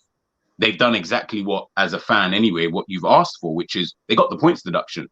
Irrelevant of how much it is, they've got a points deduction. So whether that be 5 or 6, that would still then lead them to win the Premier League title. So that's why I'm like, it's such a grey area at the moment with what's obviously, we just found out like an hour, 2 hours ago, whatever it was. So it's very difficult to then turn around and say, well, that's enough. You can't, there is no amount that's going to suffice for anybody in reality, because someone's going to turn around and say, well, that's not enough, or they need to get 20 points deducted next season. But then someone might turn around and say, what happens if they get a minus 20 point deduction and still go and win the league, you know, the following season, which could still happen.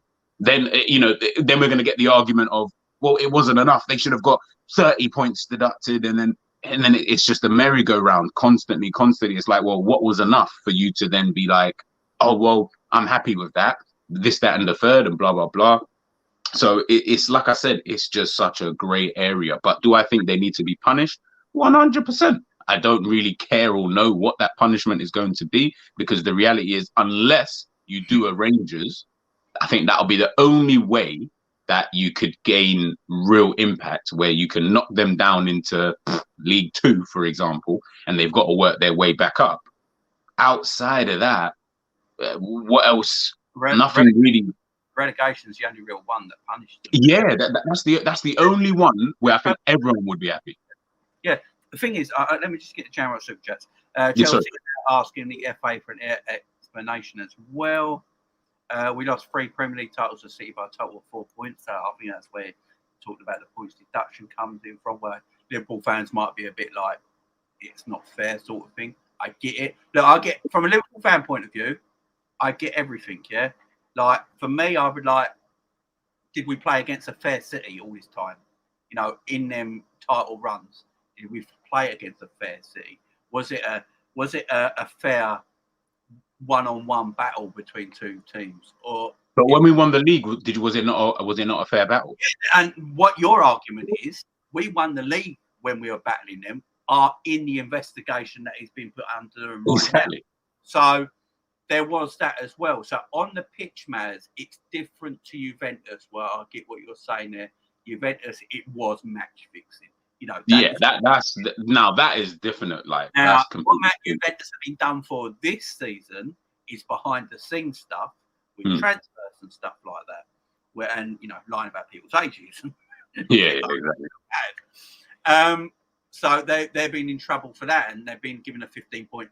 They're given a 15-point deduction straight away this season.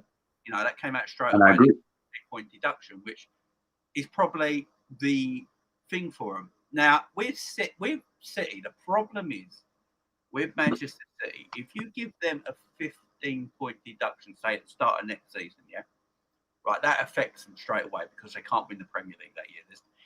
It'd be very hard for them to get to minus 15 points to win the Premier League because they'd have to win their first 5 games just to get to 0. And whoever wins their first 5 games in the league are already on 15 points in front. So to win the Premier League next season, if they're starting at minus 15, would be almost impossible, right? If they're given a transfer embargo a year or 2, I think I think a lot of the teams in the Premier League will appeal against it because the problem is, this is the problem. Man City's owners are so wealthy. If you give them a transfer embargo of 2 years, 2 years' time, they're just going to spend shitloads of money to get them back where they need to be again. And the punishment, a lot of teams in the Premier League will feel that punishment ain't strong enough because 2 years' time, City will just come back and spend loads of money. Exactly.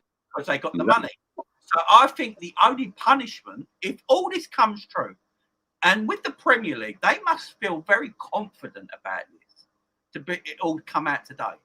They must feel very confident. It's a 4-year investigation, 100 regulations they think they've committed.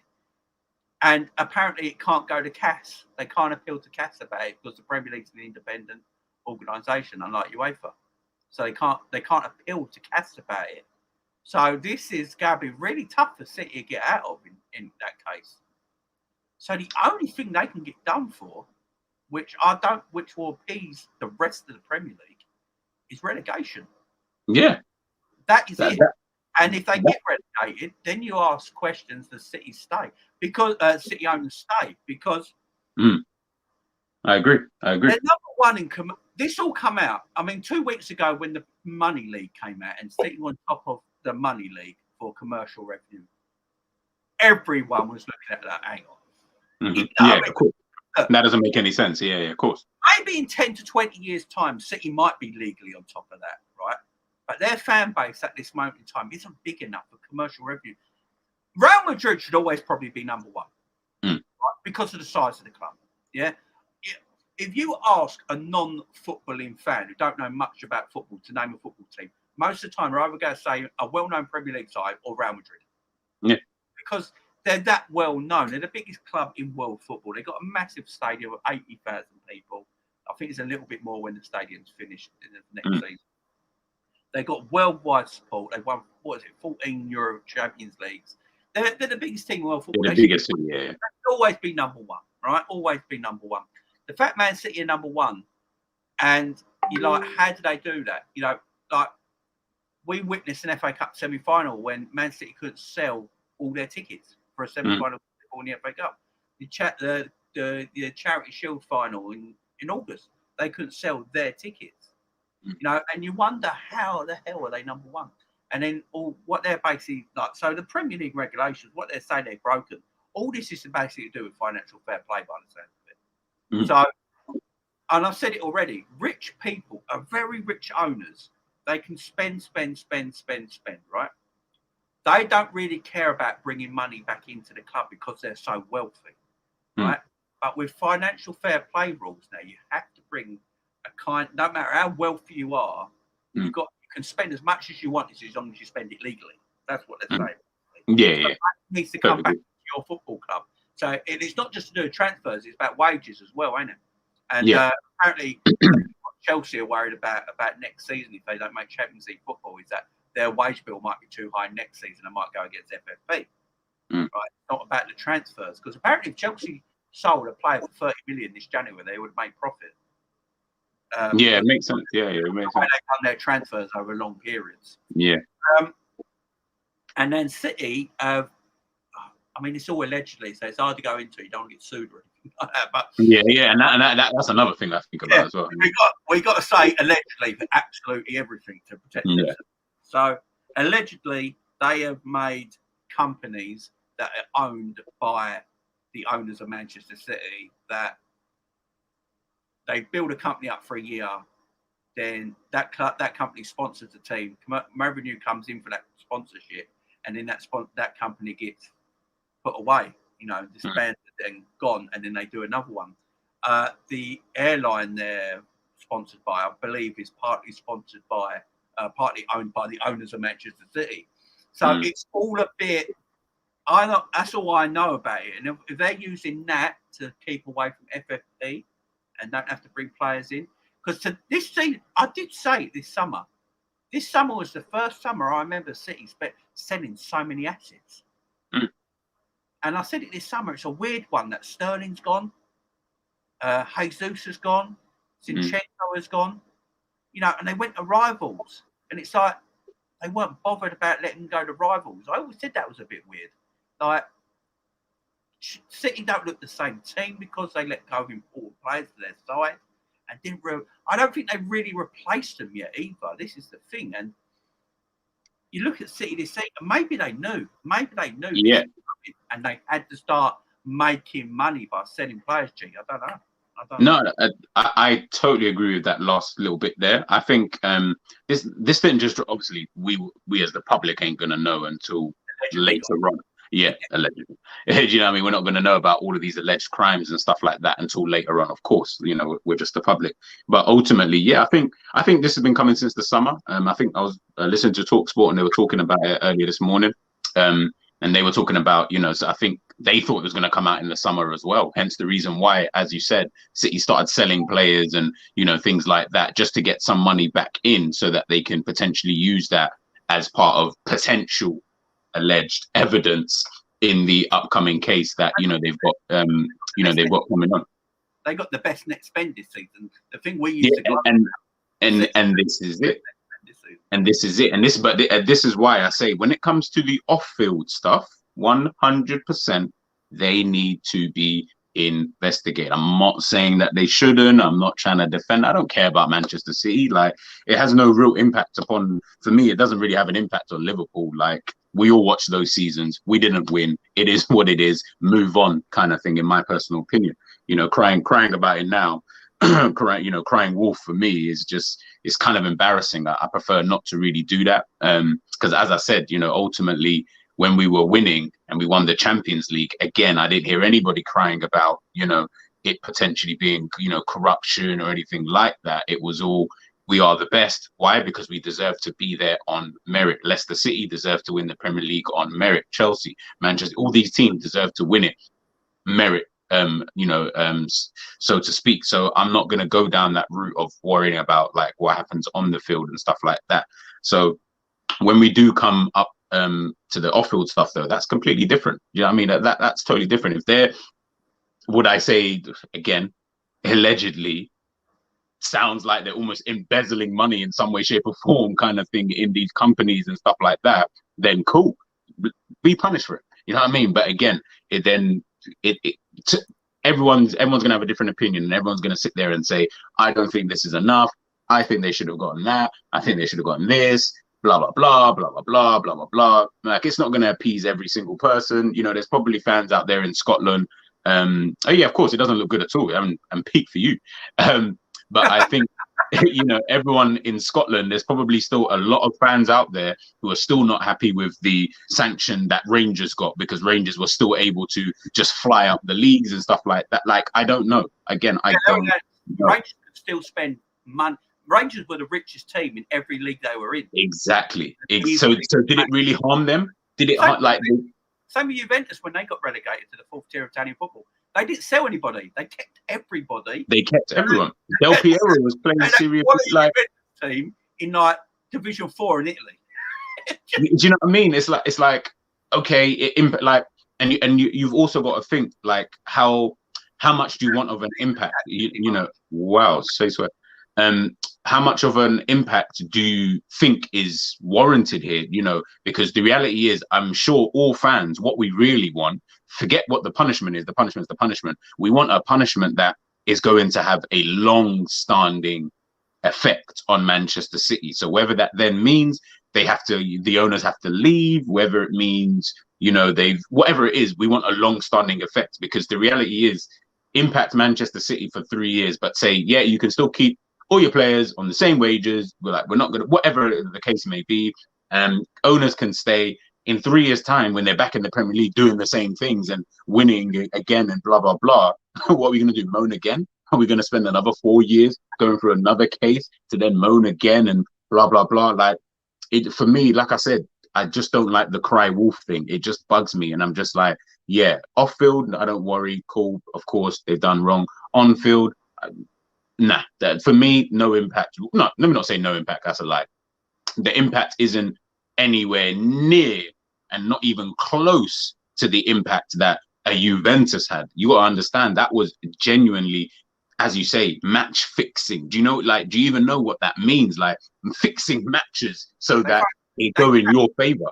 They tapped.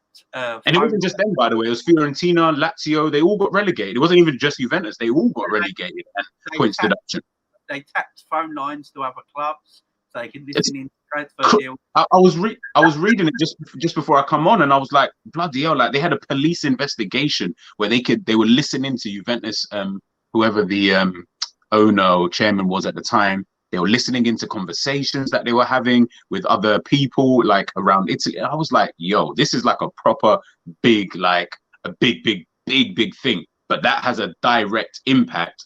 And that's where I'm like, nah, now that is genuinely unfair when you're doing things like that, because you're having a direct impact. This, for me, I'm not going to say it doesn't have an impact, because that'll be a lie, but it doesn't have nowhere near the same level of impact, because the reality is, what we saw in Italy was Juve were able to use that impact throughout years and were able to continue to keep winning because of that said impact. Man City haven't been winning. As I said, Chelsea, Manchester United, Leicester City, Liverpool won the Champions League. Like, too many things have happened within that time, which I think Manchester City might then use to their advantage in some way, shape, or form, in however they kind of construct that kind of argument. I don't know, and I don't really care, to be honest with you. I hope they get the maximum amount of punishments and all of that kind of stuff. The quicker we get rid of them, the good riddance. But the reality is, it is also trying to just look at it from an objective point of view of, okay, cool. So this has happened.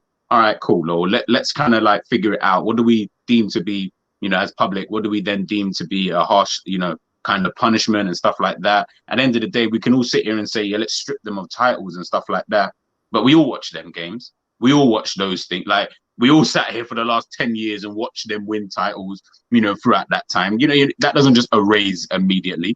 Do you get what I'm trying to say? Like that? And that wasn't because they put in an extra 50, 60 to whatever million into this company and bought Balotelli or Dzeko or bloody Rodwell. Like, you know what I mean? I'm not going to sit there and complain about stuff like that. But what I would complain is if it was genuine match fixing, then I'm like, nah, man, this is all paying referees and speaking to this guy and saying, hey, look, lose this match, or we need you to do this in this game so that this, you know, so that it has a direct effect on this result, so that I can let this happen, and etc. etc. They weren't doing that. Do you get what I'm trying to say? Like, they were just being able to, obviously, which is wrong, being able to spend money that they do have, let's get it right, they do have, but just not allowed under FFP rules to actually use. And that's just all it is, in my opinion. Yeah, exactly. Someone asking what Juventus have done for this season. So Juventus have done, the FIGC said it was docked points for the financial integrities and false accounting. Yeah, they did like things with transfers and people's ages and stuff like that. It was all lies. But on the pitch last time, yeah, Juventus match fixed badly. You know, they paid referees when they were in charge of their games. They made sure a certain ref was also always in charge. You know, they bribed officials. Yeah, I mean, so on the pitch, you know, it's different to City because City, as far as we know, allegedly, we don't know if City have done that on the pitch. Man United for the last 20 years, maybe, but that will come up one day.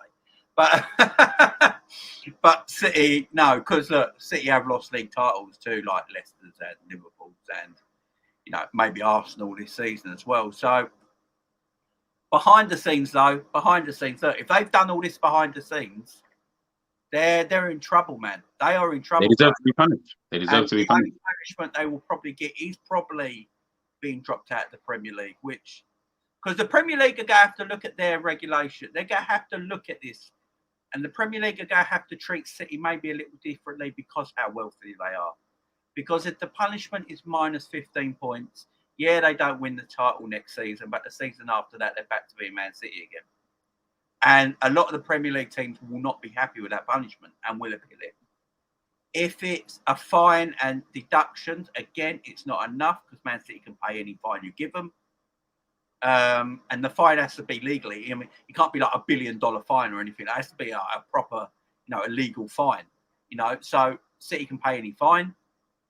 So the only thing that is going to stop a transfer embargo, I don't know if the teams will.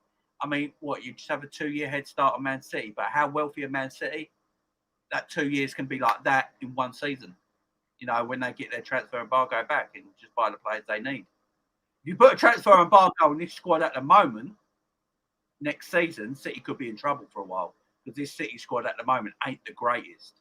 You know, there is a lot of issues with this squad at the moment with Man City. I think because Pep Guardiola is such a good manager, I actually think City are doing better than they should be with this squad at the moment. If anyone was in charge but Pep Guardiola of this City squad right now, I don't think this City squad's great, by the way. And they're not like this. And let's also not get it twisted. They're not out here buying the best play. Like this notion that Man City go out and buy like the best. Like, come on, man. Like this is where I think fans and they just, you know, it's the cry wolf thing again because you're talking about players like, and I'm no disrespect because these players obviously have won Premier Leagues and stuff like that. But we're talking about players like Mahrez, who wasn't the best player in the world. They could have gone out and bought whoever the best right winger was at the time. Kevin De Bruyne was not the best midfielder in the world at the time. Bernardo Silva was not the best player. You know, David Silva, like these players weren't the best when they weren't the best in their position or even in the world retrospect. When City bought like most, I would probably say I can think of maybe Aguero being one of like the top guys. Haaland, yeah, do you know what I mean? Outside of that, I'm sorry, but that was just down to good coaching. Do you know what I mean? That was just down to good coaching and a good manager. Yeah. No, of course, quality footballers, but quality footballers still need. Before he came to Man City. So look, Liverpool are the same. No one is saying Virgil was world class at Southampton and stuff. It's like that. You know, for me, it's like sorry to cut you like that, James, but it's like if it was PSG now, that's a different ball game. You got to realize that, you know, you're buying Mbappe, huh? I don't know how they're getting away with it. Oh yeah, exactly. Now we're talking about a whole like you've actually got now and you signed Mbappe, Neymar, Messi, Sergio Ramos. Like now we're talking about the best footballers able to potentially impact the game. We're talking about guys like Edison, who none of us even knew about prior to him coming to City. Ake, John Stones, like come on, man. Like you know what I mean? Like these guys ain't the creme de la creme. You would argue United buy more well-known stars than Man. 100%. 100%. Pogba, Zlatan Ibrahimovic, Alexis Sanchez, like these guys were like at the top of their game, like the best players out there. They got Ronaldo back, you know. Ronaldo, like, come on, man. Hero, Rafael Varane. Come on, man. Oh shit, Varane, yeah. Jadon Sancho, who everyone wanted at the time. You know, maybe City got rid of. You know, maybe City knew what they were doing when they let Jadon Sancho leave Manchester, by the way. Potentially. Big up Rude Boy to Super Chat. I do appreciate it, man. The only thing Klopp supporters would say about him is that he has brought us titles, but this is a new season. What are his plans potentially await the arrival of injured players. Lol. I mean, yeah, we'll get to the Klopp stuff in a second, but yeah, I mean, look, yeah, with the City stuff, like you're saying, it's true. Like I've always said that about City. They've not ever gone. I spoke to Pat Man in chat many times about this with Manchester City when I talked about City, and I spoke with Dax before as well, and said like one thing I will say about City: when you buy, like you won't overcommit on a player if you don't think they're worth it. Like the Cucurella deal you pulled out, you know, maybe he was right about that. The Grealish one still confuses me a little bit. She went ahead of it, but you know, it is what it is. The Haaland deal, look, yeah, we all know the Haaland deal ain't just 50 million. It's, you know, that's a big transfer, whatever it is. Yeah, of course. Again, look into that. Look into how that was done. That was probably their biggest name they've got in a long time, you know, worldwide name. And I will say I'm going to say something about Haaland right now. This might sound mad, yeah? This might sound mad, so bear with me about Haaland. Go on. I've been saying this since the beginning of the season, and Jay, I think you're attest to this. I've been saying this for a while now. And people yesterday, even Jamie Carragher was talking about it. Other people were starting to talk about it. Is Haaland sort of like the best, worst striker in the world at the same time, in a way? Go on, you're going to have to explain it. He's a tremendous, world-class goal scorer. Mm-hmm. No doubt about that. But is he a pretty basic footballer at the same time? That sort of scenario. Because I look at world-class goal scorers like Harry Kane, right? A world-class goal scorer like Harry Kane, for me, is a better all-round footballer than Haaland, right? Mm-hmm. Mm-hmm. I look at a Suarez, world-class goal scorer, better footballer, better world-class footballer than Haaland. Mm-hmm. Is Haaland a world-class footballer, or is he just a world-class goal scorer? Because when I watch him, and I've been watching him a lot this season, I think, man, he's a great goal scorer. The position he gets in to score is not by luck. He's very good at it. You know, that's what he earned his craft on. But we talk about Mo Salah at the moment, and I talk about it quite a lot. When he ain't scoring goals, is Mo's all-round game good enough to, you know, to call him world-class every year? You know, is his all-round game good enough in a game of football to actually say he is that? Because I look at Mahrez for Man City. Mahrez for me, technically a better footballer than Mo Salah. Mo Salah is a far better goal scorer than Mahrez. So Salah's name would be higher in the list of people that he'd want at your football club because he scores goals. But technically, I would say Mahrez is a better footballer. Yeah, okay, I get you. Okay, Haaland is a world-class goal scorer. But is he a technically better footballer than a Lewandowski, than a Harry Kane? You know, that's what I mean by it. He's a great goal scorer, but is he actually a great player? I think with Haaland, we're looking back obviously at the game yesterday against Fink. The whole season. I know. Yeah. To be fair, you have mentioned this early on in the season. What I will say about him is that for some weird reason, yesterday I counted in the first half about 8 runs he made. Why wasn't the ball played to him? Runs in behind, because if they all played into him, we'd probably be calling him a very good player purely because he's able to run in behind. Even though we know he can do it anyway, but that just adds to it if you can get the goals, more goals to go alongside it. I agree with you. I do think he is, when it comes to finishing, probably alongside Kane in the Premier League at this present moment in time, in terms of their finishing.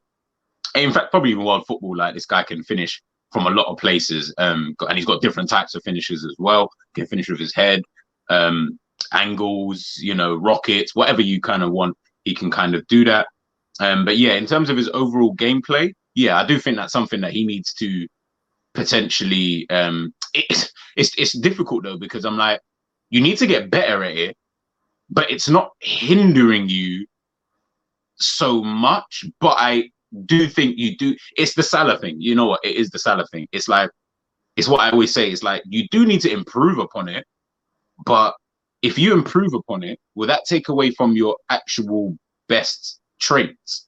So I don't know. Like, it's a very, very difficult one, because I look at Kane When Kane first came through, he couldn't do all of this all round stuff. Kane was just a goal scorer. He didn't used to do none of this stuff. Started playing under Jose Mourinho, the penny just dropped, and he just started becoming this all round attacking midfielder slash striker slash right winger, whatever you want to call him.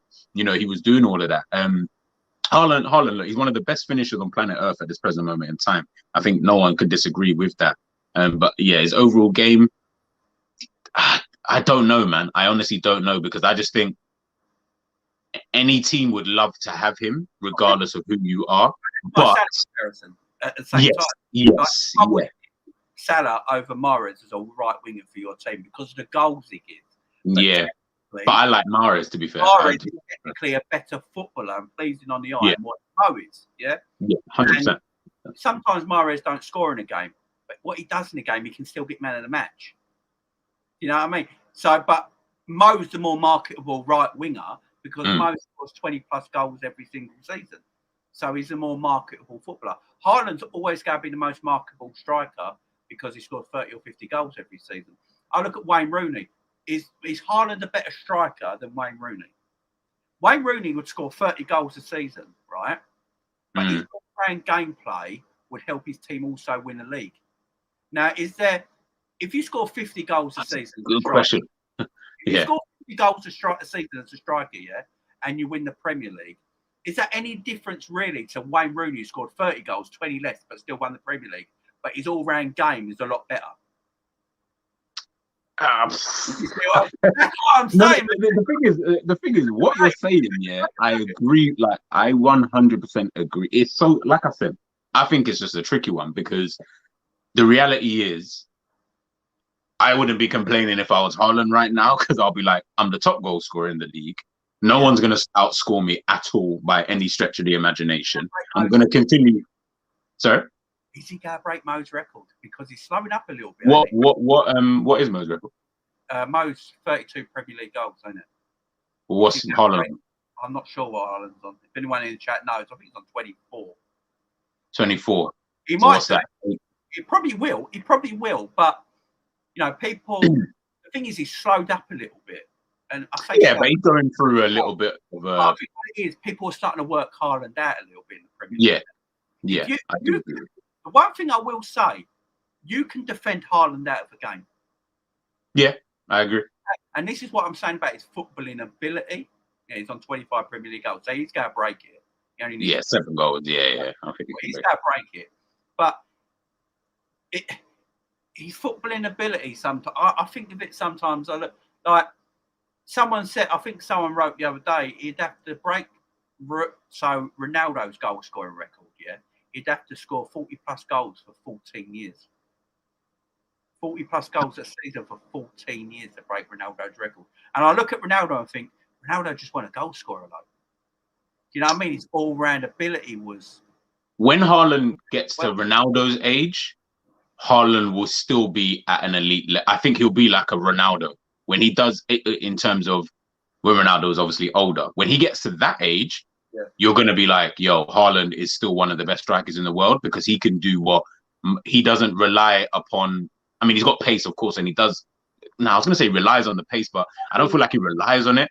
I feel like he's got that brute strength anyway, and he can finish from quite a few angles that I don't feel like he would worry too much when he gets to like 33, for example, and he's not got the burst of pace that he used to have because he can still finish kind of thing. I think that's where he's lucky because he can finish, whereas Mo's a tricky one because Mo is not a natural finisher. Haaland is. Mo's not a natural finisher. He's someone who gets a lot of goals, but I could never, ever call him a natural finisher, you know, of a player. So when Mo gets a little bit older and that speed does go, I do worry for Mo because I'm like, what are you going to add to the game? Because you're not someone who I guarantee is going to score. You're not what we would call a natural Harry Kane, Lewandowski, Ronaldo, you know, the Brazilian Ronaldo, guys who doesn't matter what their age is. As they get older and older and older and older, they just become smarter in what they do. But because they can finish, you know, it opens up so much for them. So I look at that Salah and think, Haaland, I agree. He does need to add a bit more to his game, but that's because he plays in a Manchester City team that require different kind of skill set. When he was at Dortmund, I felt like his gameplay was good. He linked up well with Jude Bellingham. He linked up well with Jadon Sancho. You know, they had a little thing going, you know, whilst he played over there. And I kind of think he was doing the same things he was doing at Dortmund. I feel like he's doing that here. The difference is Dortmund, Manchester City, two different styles of play. Has he gone to the... I think Jamie Carragher said it last night, as Haaland gone to the wrong side. Because you are right. Haaland likes to play in a team that is box to box really quick. Yeah, I always said it. Transition. Haaland would have suited Liverpool 3 years ago, right? Oh, yeah. Because the way we played would have suited into a team, right? Would have suited into a team, right? And we keep... I say that about it. You can see when he plays, as soon as a midfielder's got the ball, he's on the edge, he's on the shoulder of the defender, and he just wants the ball played through, right? City don't play that way. They play pass. Even in the box, sometimes they play 3 or 4 passes in the box for a tap-in. It's the way Man City plays, the way Pep plays. He doesn't play with that energy, that football that Haaland might want to play in. And I think it has sort of made City a little bit worse this season because City, you know... They're just going for a transition, though. Yeah, they're going for a transition, and they've not really replaced the players they sold. As I keep saying, we said it in the summer, selling Sterling and Jesus to your rivals and Zinchenko, which is a big miss as well.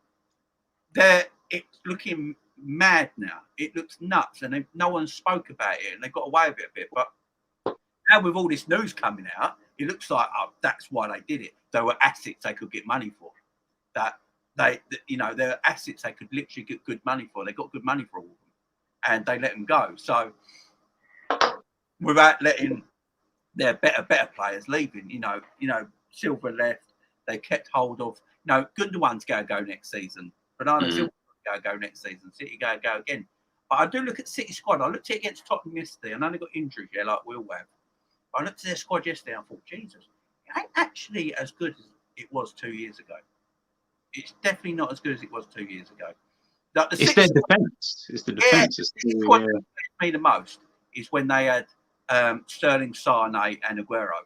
That front three. Yeah. I think that with Yaya Toure and Silva and players like that in that team, that was disgusting. That was hard to go against. That was for me prime. The second year probably of Pep at Man City. Yeah. That was the prime at Manchester City.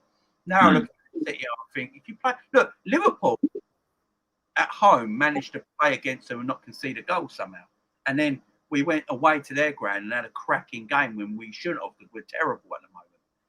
And I look at it and think, this City team, there's not quite not right, and Arsenal go to take advantage.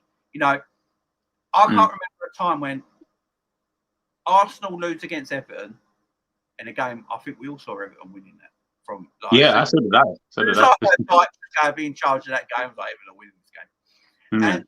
And then when you see that game, and then they got Tottenham away, and I'm like, Man City 2 years ago win this game. No, but this is where I said, because my friend, he said the same. I said to him, "No, Tottenham will win this game." He said, "Are you sure?" I said, "Last 4 games at home, bogey team at Tottenham ground, Man City don't win. They do not win. It's just one of those grounds, and it was just going to be one of those games that they just weren't going to win. I did not see a win. I thought they'll get a draw at most, but to say a Manchester City win, I definitely wouldn't have put my mortgage on that. No way. Like, I had money on Everton, because I thought Sean Dyche is just going to come in and do a job. Like, that's just what he does. But that game, and that's why I say it's hard to judge. Let's put it this way, Man City are going through what I would call an actual transition as opposed to Liverpool, because this isn't a transition. This is just an embarrassment. Yeah, we're in actual crisis kind of thing. Whereas Man City, you could tell because they're actually playing a completely different way. Well, no, I'll take that back. They're playing differently than they did last season due to the fact that they've got Haaland, Alvarez, and, these kind of players, Grealish now popping up on that left and blah, blah, blah. They're playing totally differently. Rico Lewis is in there, whereas we're not actually playing any differently. We're playing the same way. So I can't understand why we're in a transition, but they're in, it almost seems like it's roles reversed. They're in a bit of a crisis. I'm like, they're second in the league. I'd rather be in their position right now, to be honest with you. They're second in the league because of their manager. I think if anyone was else yeah. Now this squad, I don't know if they'd be second. Look, Man United are breathing right behind them at this moment. Yeah. Yeah, they're definitely in transition. I mean, Alvarez is a young striker who's just come from South America, still getting used to the Premier League.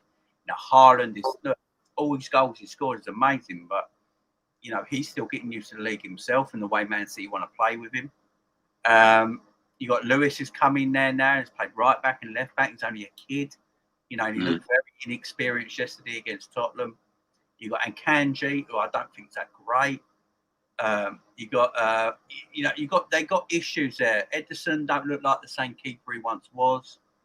Bernardo Silva's really off it. I never thought I'd say that, but Bernardo Silva's really off it right now. Yeah, man, he's a bit. Me, he's always been Man City. I've always rated him a little higher than De Bruyne. I can hear it. I can hear it. When De Bruyne was injured for 12 months, they won the league, and it was Bernardo Silva, man. And he's a good player, man. He's so good.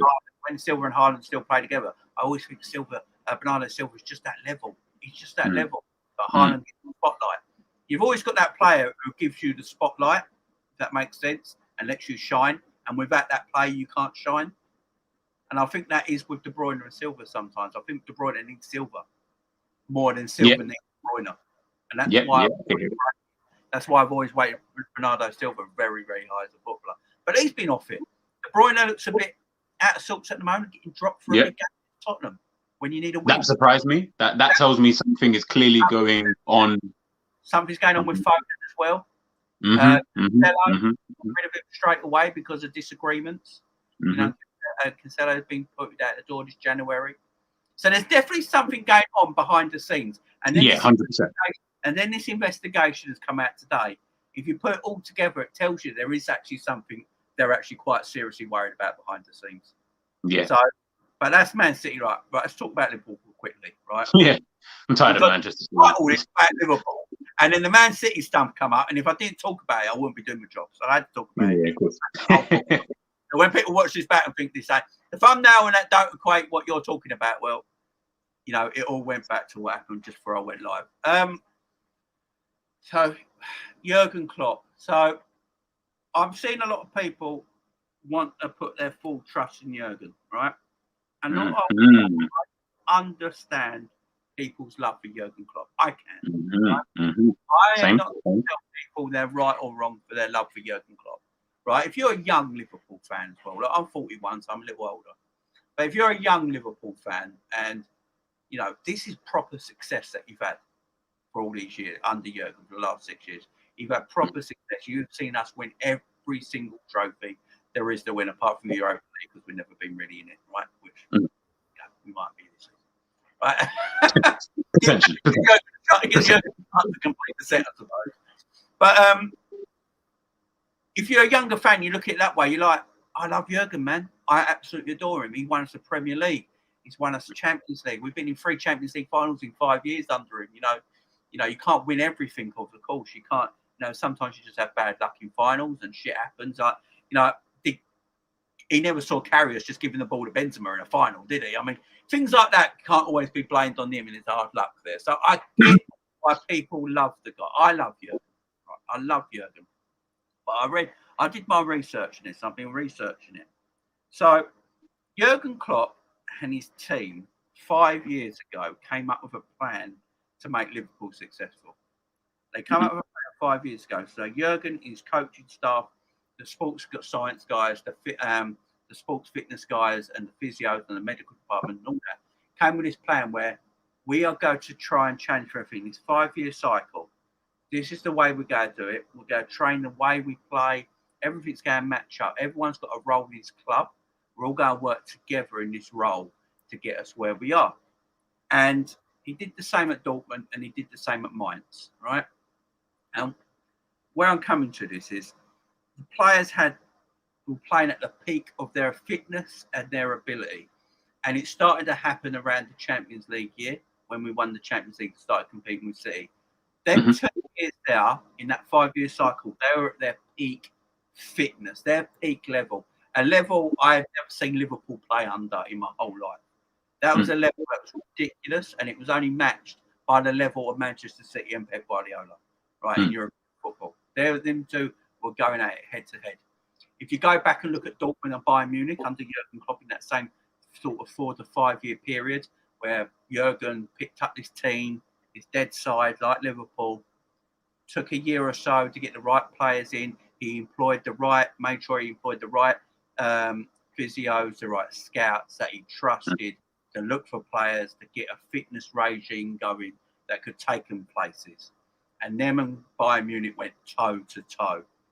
And then there's a lot of similarities if you go through it. Lewandowski wanted to leave Borussia Dortmund. Everyone's like, why would you leave Borussia Dortmund right now? You won back-to-back titles. You just played a Champions League final against Man United, Bayern Munich. You can see you're going somewhere under Jurgen. He couldn't take the physicality of the game Jurgen plays in training and things. His contract came to an end. He decided to go and sign for Bayern Munich. He could have easily stayed at Borussia Dortmund, but he saw he needed to go because he didn't think he could carry on at this level with this intensity and be the same player he could be. So he moved on for the rest of his career. Makes sense. There's a lot of examples. I've been researching this, so there's a lot of examples in it. And the Kuhlmeier stuff, who's the head of the fitness and all that. He's his right-hand man. Klopp asked for him to be a part of the job. He's the one who's come up with all this way of pressing and playing, and and a lot of people in Liverpool right now are saying it's down to him why we're getting so many injuries. It's down to getting so many injuries, and that's why Klopp called out James Pearce in his interview the other day. And I think he got it wrong because it was actually Minister Reddy who did the article. Yeah, that's what I was thinking. It wasn't James Pearce. Yeah, he got it wrong, right? Minister Reddy did the article, right? And because that's Klopp's boiler, that's Klopp's right-hand man, and Klopp and he's got Klopp's ear a lot. And the science guys are not friends with. It's all up in the air, and that's why Buvac left as well. That's why Buvac left as well. But Liverpool had this 5-year cycle where we won everything. And I remember someone saying who was very close to the way Liverpool worked and was talking about this last season. And I can't remember where it was now, but they said, enjoy this season because next season ain't going to be anything like this. Right? It's not going to be anything like this. The drop-off's going to be immense. And no one believes in what you want about. How can this be a drop-off? And you look at this season, and it's because, and I keep saying this, Liverpool, the way Jurgen Klopp wants to play, he's not a long-term manager. He's not a 10 to 15-year manager because his style of playing is very short-term. There's a reason Mainz, Liverpool, and Dortmund are all 7 years. All 7. It's not because Klopp's a bad manager and he's shit at his job or anything like that. It's because what he does for a short time, he will make them all great. Mainz have never been promoted in their history.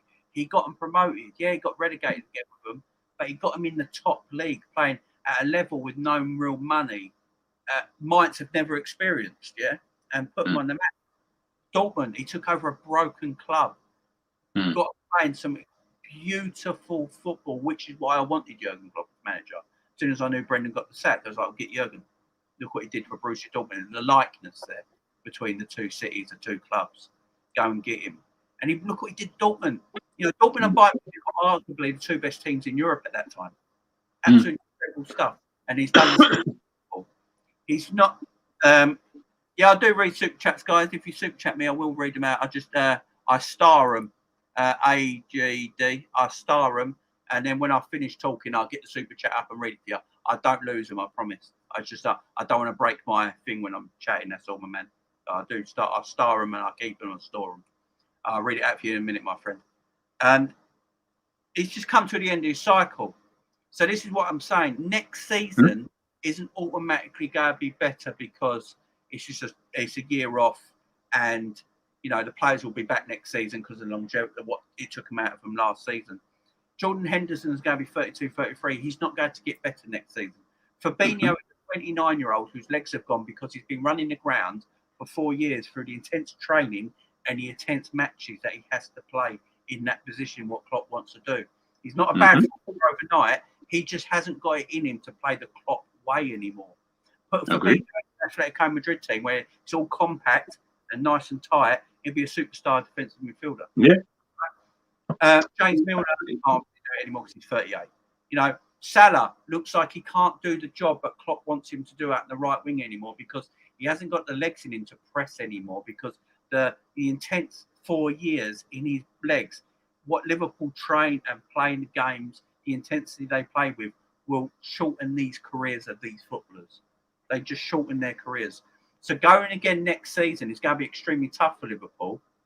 And let Liverpool have serious investment and get the players in. And that's why I've always said, when people want about your Bellinghams, this and that, and this and that, these world-class midfielders, Liverpool don't actually need that. They need runners. They need runners, well, hard-working runners with great mobility, athleticism, and they've got a bit of quality out of them. They can't be dead. Yeah, of course. Just because they can run.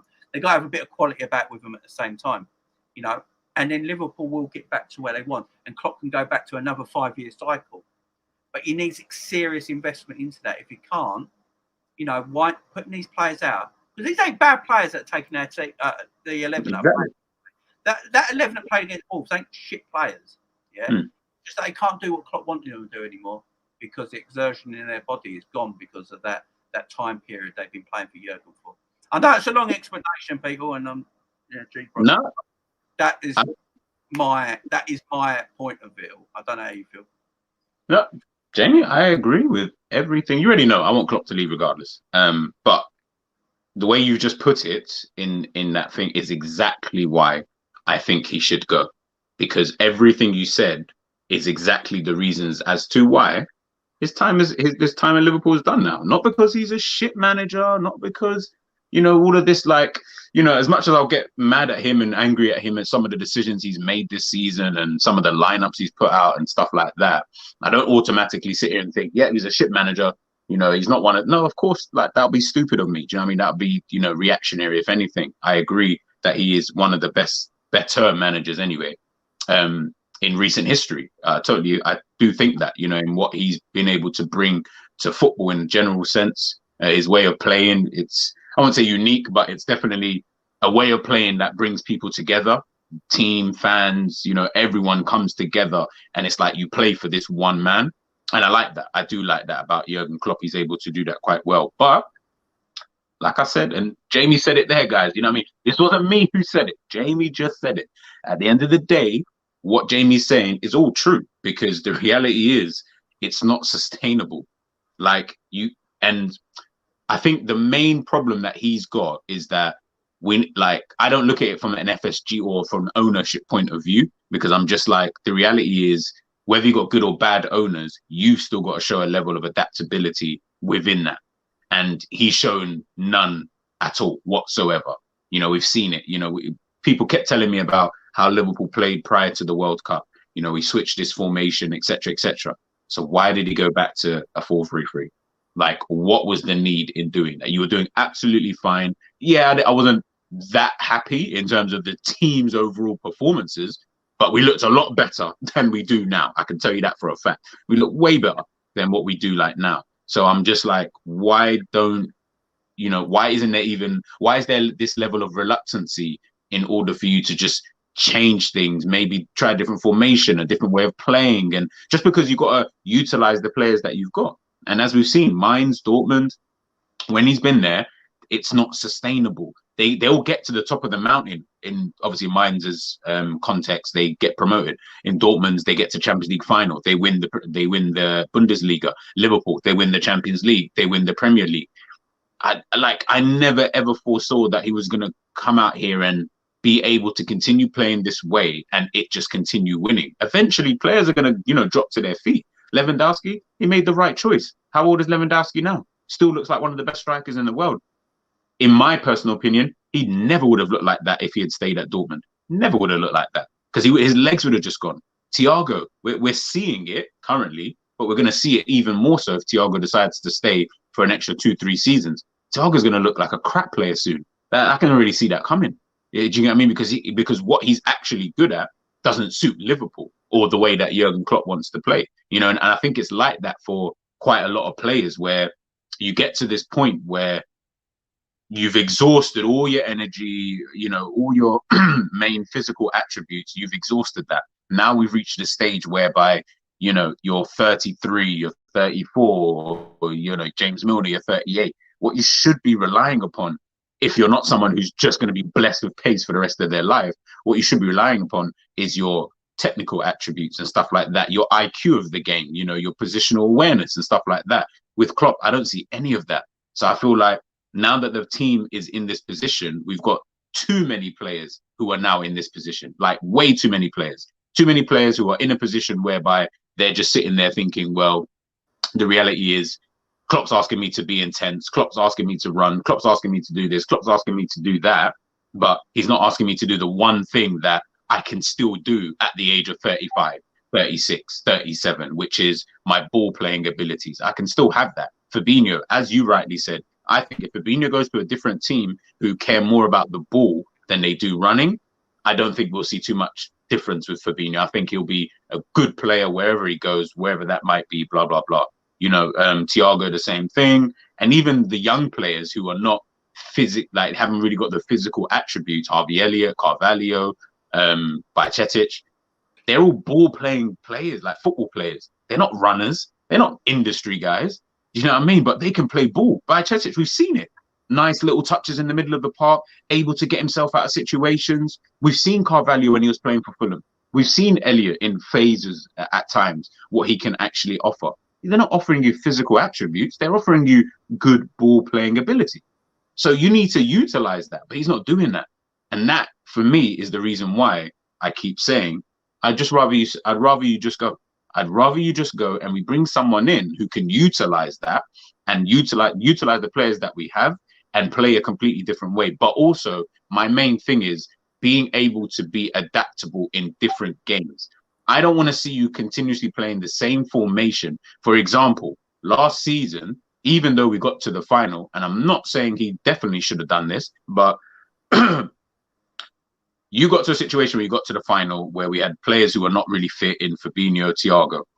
Why don't you play a different system? Why don't you play a different way? We're playing against a Real Madrid side who know what it's like to win these kind of games. I need you to set up differently. I don't care how boring the game is. I couldn't give two shits. It's a final. At the end of the day, as long as we get the win, no one's going to care about how boring the game is. I need you to set up differently because that is the difference between coaches and managers. But that is the difference between managers who are here and managers who are there at times because they're able to do whatever it takes to get them over the line. Heck, let's take it back to a manager I really like, Thomas Frank. What's he done against Liverpool in the 3-1 win? He's gone 3-5-2. What did he do against Southampton the other day? He's played 4-3-3, I believe. Why is he able to change up the tactics? Because he knows he's playing Liverpool and he's playing Southampton. He can win with the 4-3-3 against Southampton. Can't win with the 4-3-3 against Liverpool. It might not happen. He needs to switch up the tactics. He needs to switch up the style of play and what they're actually going to do out there on the pitch. Klopp does not do that. Even what he did this, everyone say, yeah, play 4-2-3-1. That's just another abbreviation of 4-3-3, to be honest with you. The only difference is that you might have your number 10 just in a midfieldy kind of position, but can sometimes go forward. But then that's what Firmino kind of does anyway. So is it not still the same thing? Like it really doesn't really change much with him. And unless, as you said, he gets this crazy investment. And to be honest, his investment, unfortunately, I don't even think that's sustainable because he's going to need investment near enough all the time to keep replacing and adding. And you can't do that every season. You can't keep spending this amount, that amount, that amount, that amount, that amount, because it's not sustainable, as we've seen with Manchester City. It's just not really sustainable. So you need to try and find a way and a style of play that's going to then be conducive to the players that you've got. Unfortunately, Klopp can't do that. He's shown this season, but he's shown it throughout his tenure. He just isn't that guy, and that's fine. You've done what we needed you to do, which is get Liverpool back up here. Guys, can we just let it go now? Like, the guy just needs to go, get in a new manager who can, I think, take Liverpool to a next level and still be able to use, as Jamie said, some of these players, because these players, they're not shit. They're not shit. I can't go and get at all of these. They're not all shit. If I'm seeing the whole team is messing up, I'm looking at the manager now, because it's not like just Salah's the only shit one and then that's it. Then we're like, yeah, well, Salah's just haven't. But it's everyone. Everyone's playing shit. You know, the only common denominator is the manager. So that's the way I look at it anyway. So, yeah. Let me get some people in the chat what they're saying, but big up AGD with the super chat. I've appealed to all Liverpool podcasts lately that you guys should all come together and demand answers from Klopp and Liverpool. Yeah, I would love to. Look, I'll get some of your comments here, guys. Let me get some of your comments because I was reading your comments as Stu was talking there. Look, from my standpoint, from my standpoint, I've always said, right, Klopp has to do better, right? He has to do better, right? I'm not saying Klopp should go or anything like that. I'm not saying that myself right now. And I understand it, bro. I totally get it. This is me talking. So I'm happy with, like, I'm not happy because I've been telling everyone for weeks now that Klopp needs to do better. I can't sit here and say, no, nothing's Klopp's fault. We're 10th in the Premier League and out 2 domestic cups.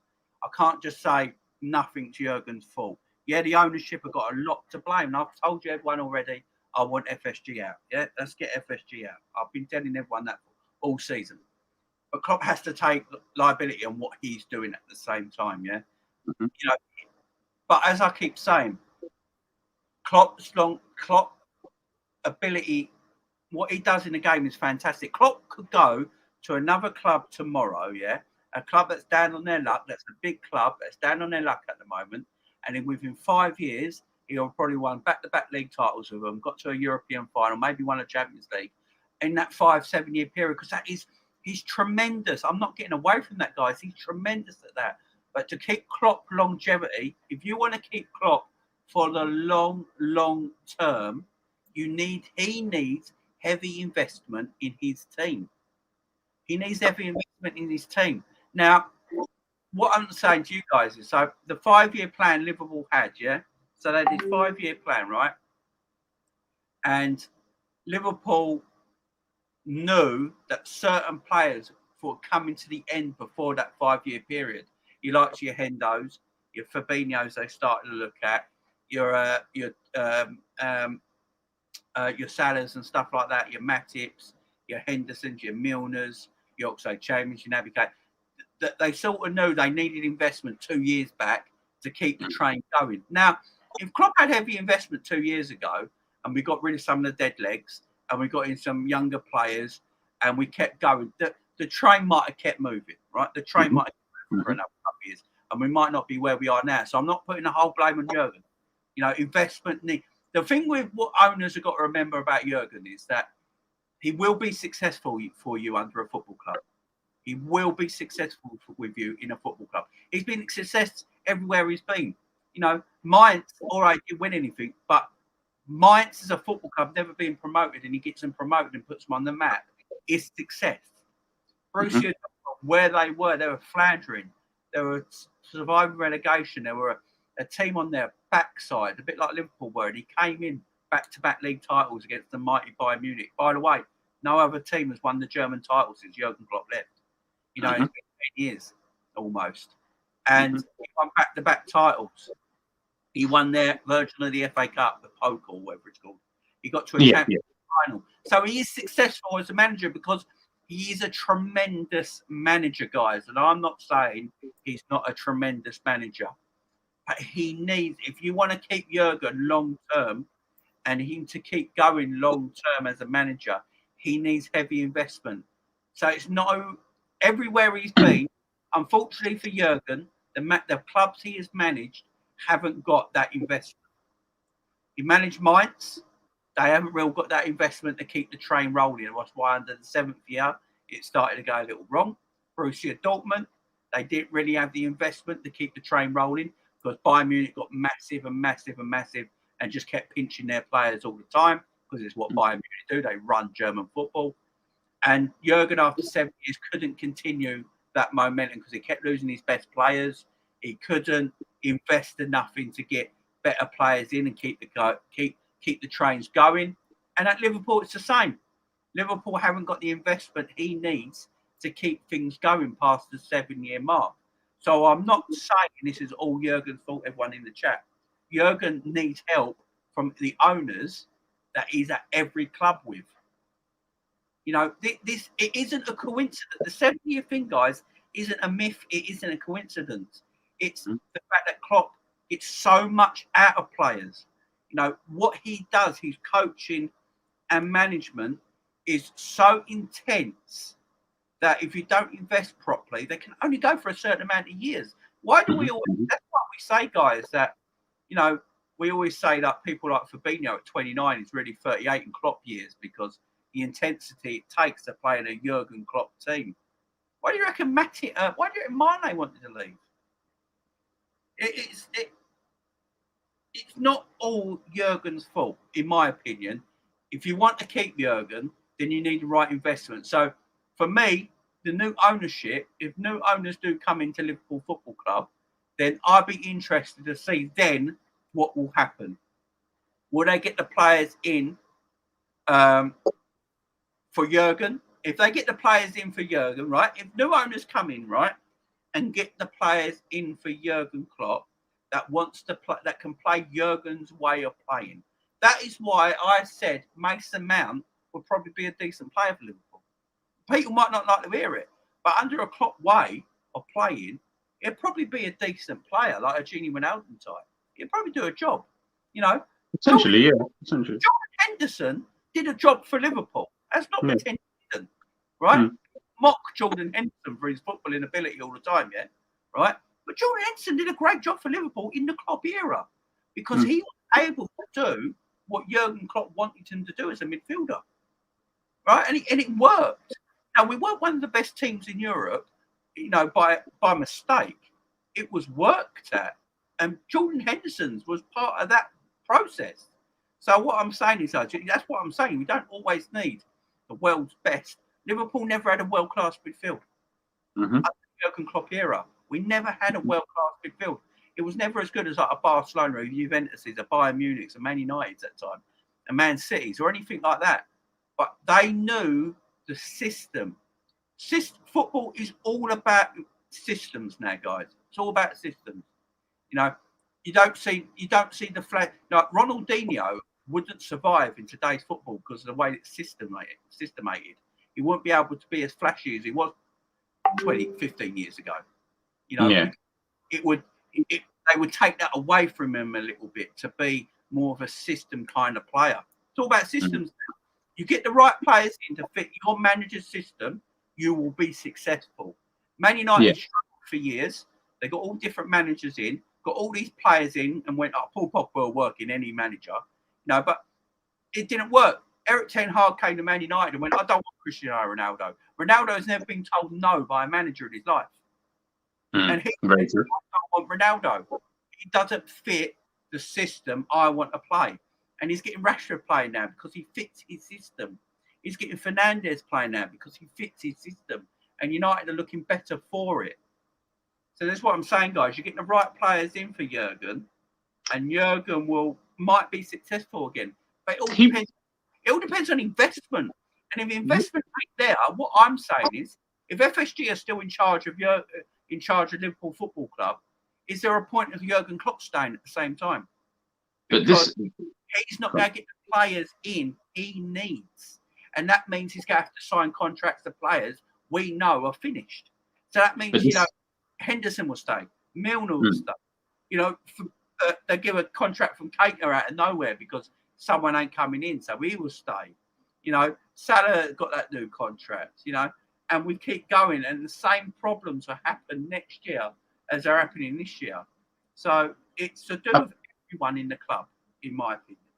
No, and that last point you made there about the investment, of course, man, you want him to have a little bit more investment, of course, because, you know, he's ultimately coming up against teams who are spending more money. But are they buying better players? No, I don't think so.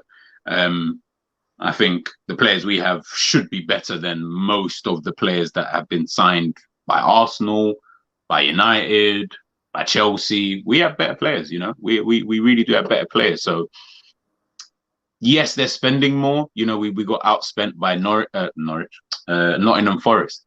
Can anybody here tell me Nottingham Forest players are better than Liverpool's players? No. So, you know, Leeds United, are their players better? Maybe actually Tyler Adams and Weston McKennie of recent, I'll probably say, are better options anyway to have on the bench. But the rest of all these other clubs, they're not better players. So it's like I agree with the investment thing, but for me, look, everyone's got their stance, everyone's got their opinion. For me, I just see it as we have a lot of excuses for Klopp. We will think of every excuse under the sun as to why he's doing poorly this season.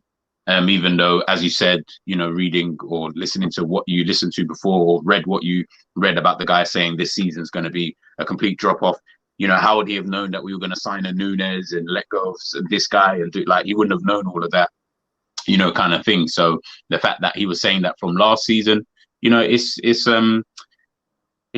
honestly, man, it's just funny. Like I said, you know, even speaking with you know, guys in the chat, and I can't hear it, man. And I totally hear it. I laugh, but I do hear it. You know, in terms of why you would think that Klopp might be able to do a better. Well, he definitely would do better. I think with money, of course. You know, I mean, we're sitting 10th. I'm hoping that it wouldn't be this bad, you know, kind of thing. But you know, so at the same time, look, if FSG do stay and he's going to have the same level of investment, Jamie's right. Like, Klopp can't stay. He can't work under he can't do it now anymore. Do you know what I mean? Because of his way of whatever he does. You know, it just can't work. You're going to need something new. Get new owners and they give him more money, potentially. Depending on who he signs as well, you know, if he buys the right players, will that work? I don't know. I really, really don't know. I kind of work under the assumption that FSG are going to stay here until I see otherwise. I haven't seen anything concrete that tells me that we're getting new owners. So I'm not going to play in that fantasy game. So I work under the perimeters that we still have FSG. And if that's the case heading into next season and Liverpool finish outside the top 5, 6, how are we getting any of these players? You know, how can we get them, even if we have new owners anyway? Are these players realistically going to come? You know, there's so many different questions, man. And I just think that, you know, people mention, you know, a lot of people mention in the chat, you know, you know, short memories and stuff. It's not about the short memories. You know, how long can your past, you know, allow you? It's going to be 3 years since Liverpool won the Premier League, 4 since they won the Champions League by the end of this season. If they obviously don't win the Champions League this season, I don't think they will, but if they could do, but if they don't, it'll be 4 years and 3 years since they won the Premier League. I'm not confident then heading into next season for any of the 2 big competitions. So then we're talking about 4 and 5. Now we're getting into that stage where time's starting to tick on. How long do you sit there and say it's acceptable? How long do you then say Champions League, not too fast in terms of not winning that for a while, because it's hard enough to win that kind of competition. I'm more looking at the Premier League.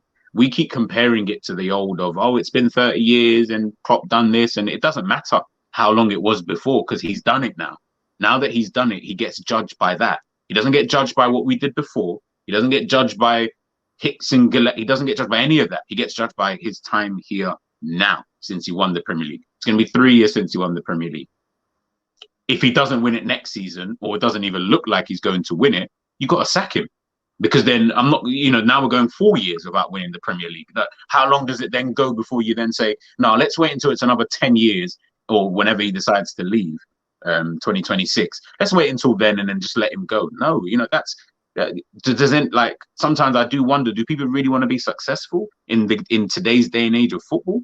Because if so, then there would be a lot more clamour for Jurgen Klopp to leave. We are 10th, playing one of the worst brand of football the Premier League has seen in a long, long time, and especially for a Liverpool team. This is one of the worst brands of football I have seen for Liverpool. Easily in my top 5 in terms of seasons and the way that we play. This is one of them.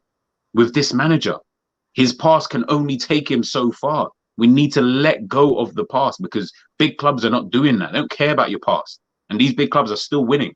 I don't see a problem with them. I don't see the problem with the Real Madrids, with the Chelseas, with the PSGs, with the Manchester Cities. I don't see an issue with these guys. And Bayern Munich forever seem like they're changing managers. Like, I don't see an issue with them. We're supposed to be on that level. So I judge it by that.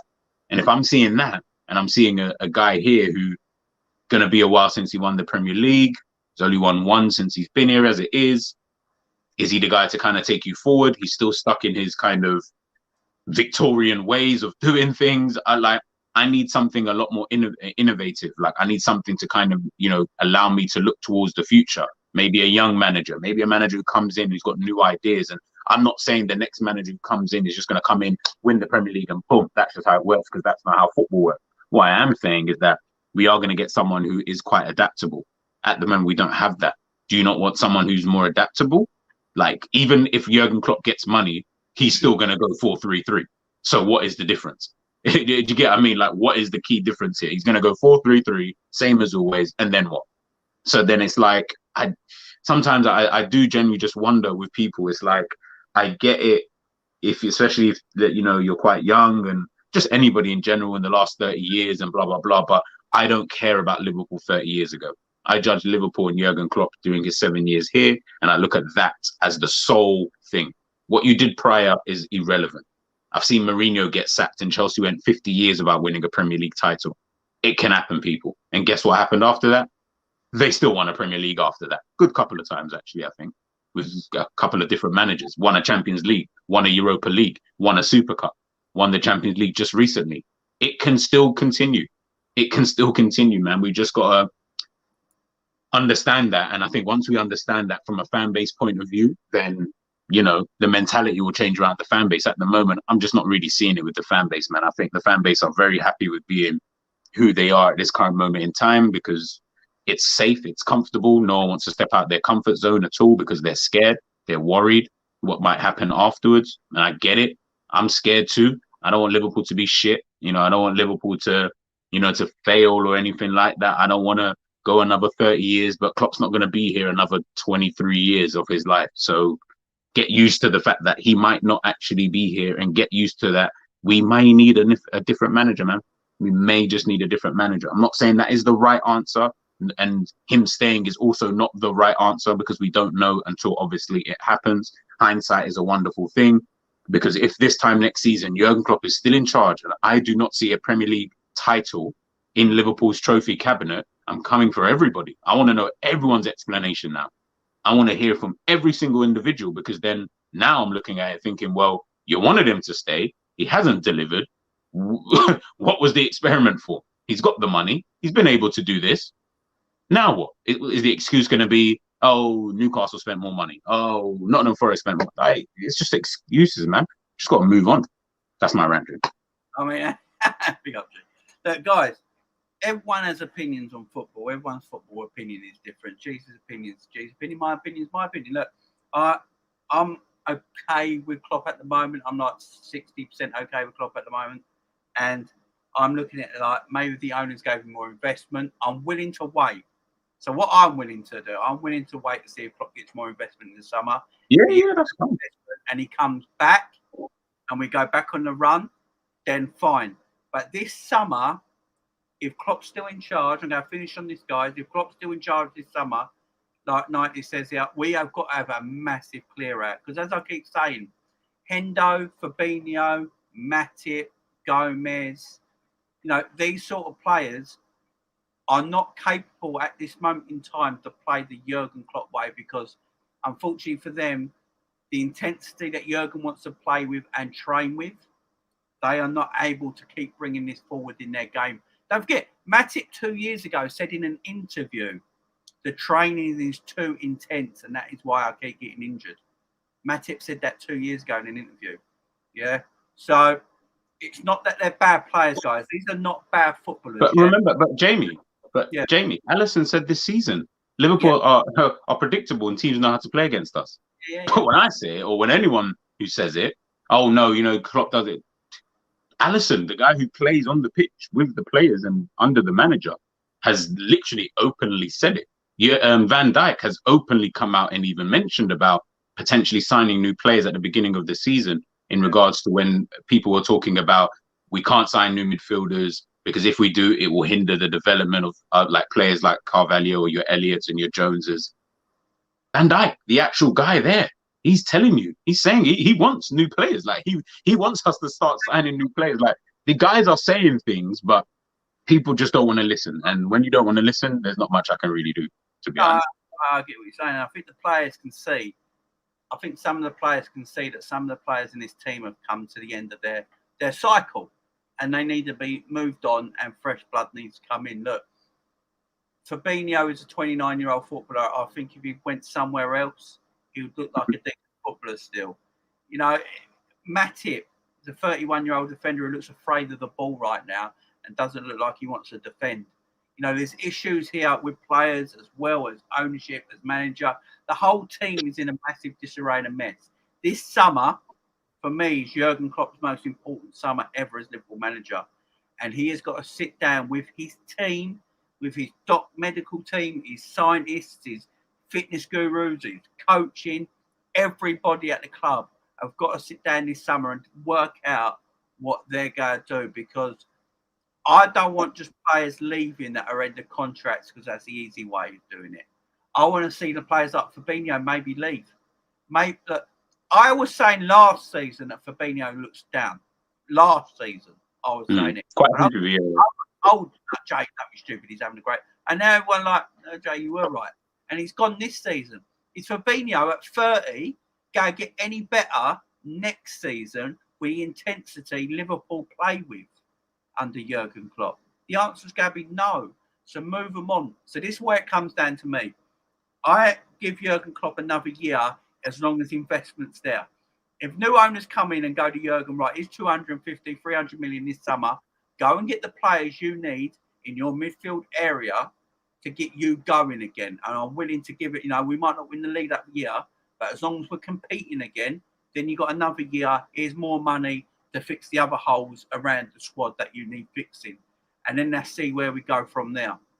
But he needs that chance. If he's not going to get investment and FSG stay, I think Jurgen Klopp's got to have a meeting with himself and go, do I stay at this football club?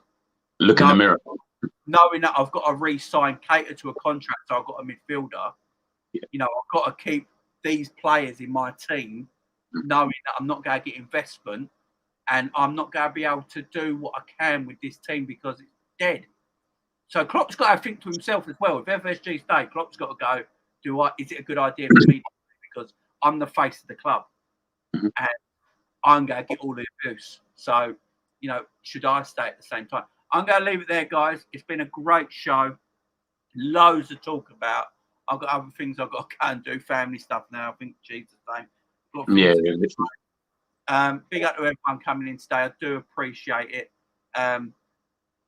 That obviously it's just gone past the time when the Munich air disaster happened. So me and G and everyone here at Jamie Fierce Football Chat send love and everything to all the victims and the families, everything that happened in 1958. We might be rivals, but we're all human beings at the end of the day. And the earthquake's happening in Turkey today and everything like that that's happened. Yeah, see that earlier on as well. Prayers for everyone, guys. Prayers for everyone. But guys, big up to everyone. I'll see you again soon. Enjoy the rest of your day. See you later.